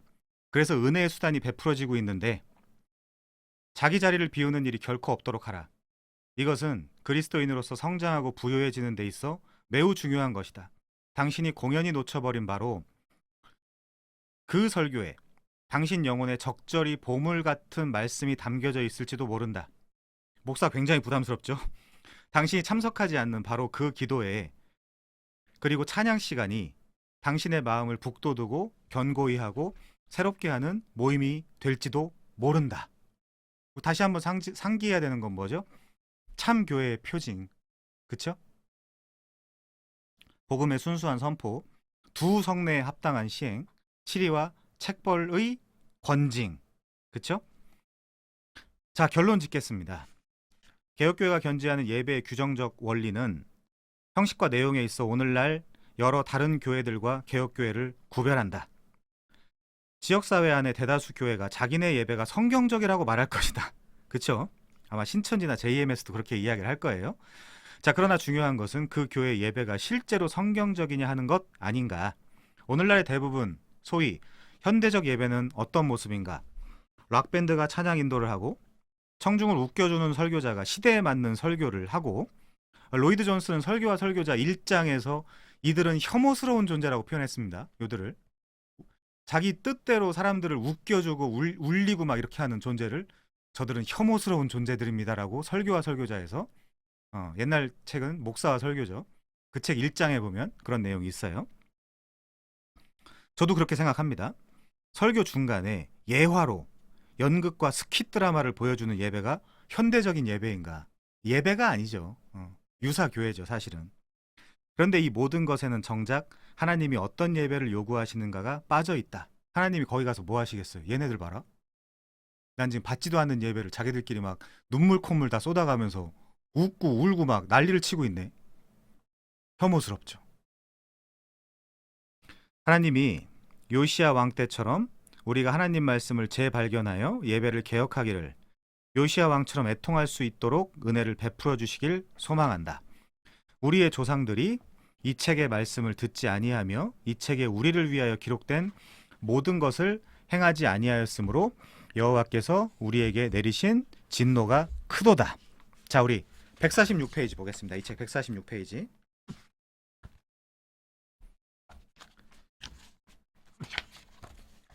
예배란 우리 본성 전체가 하나님께 항복하는 것이다.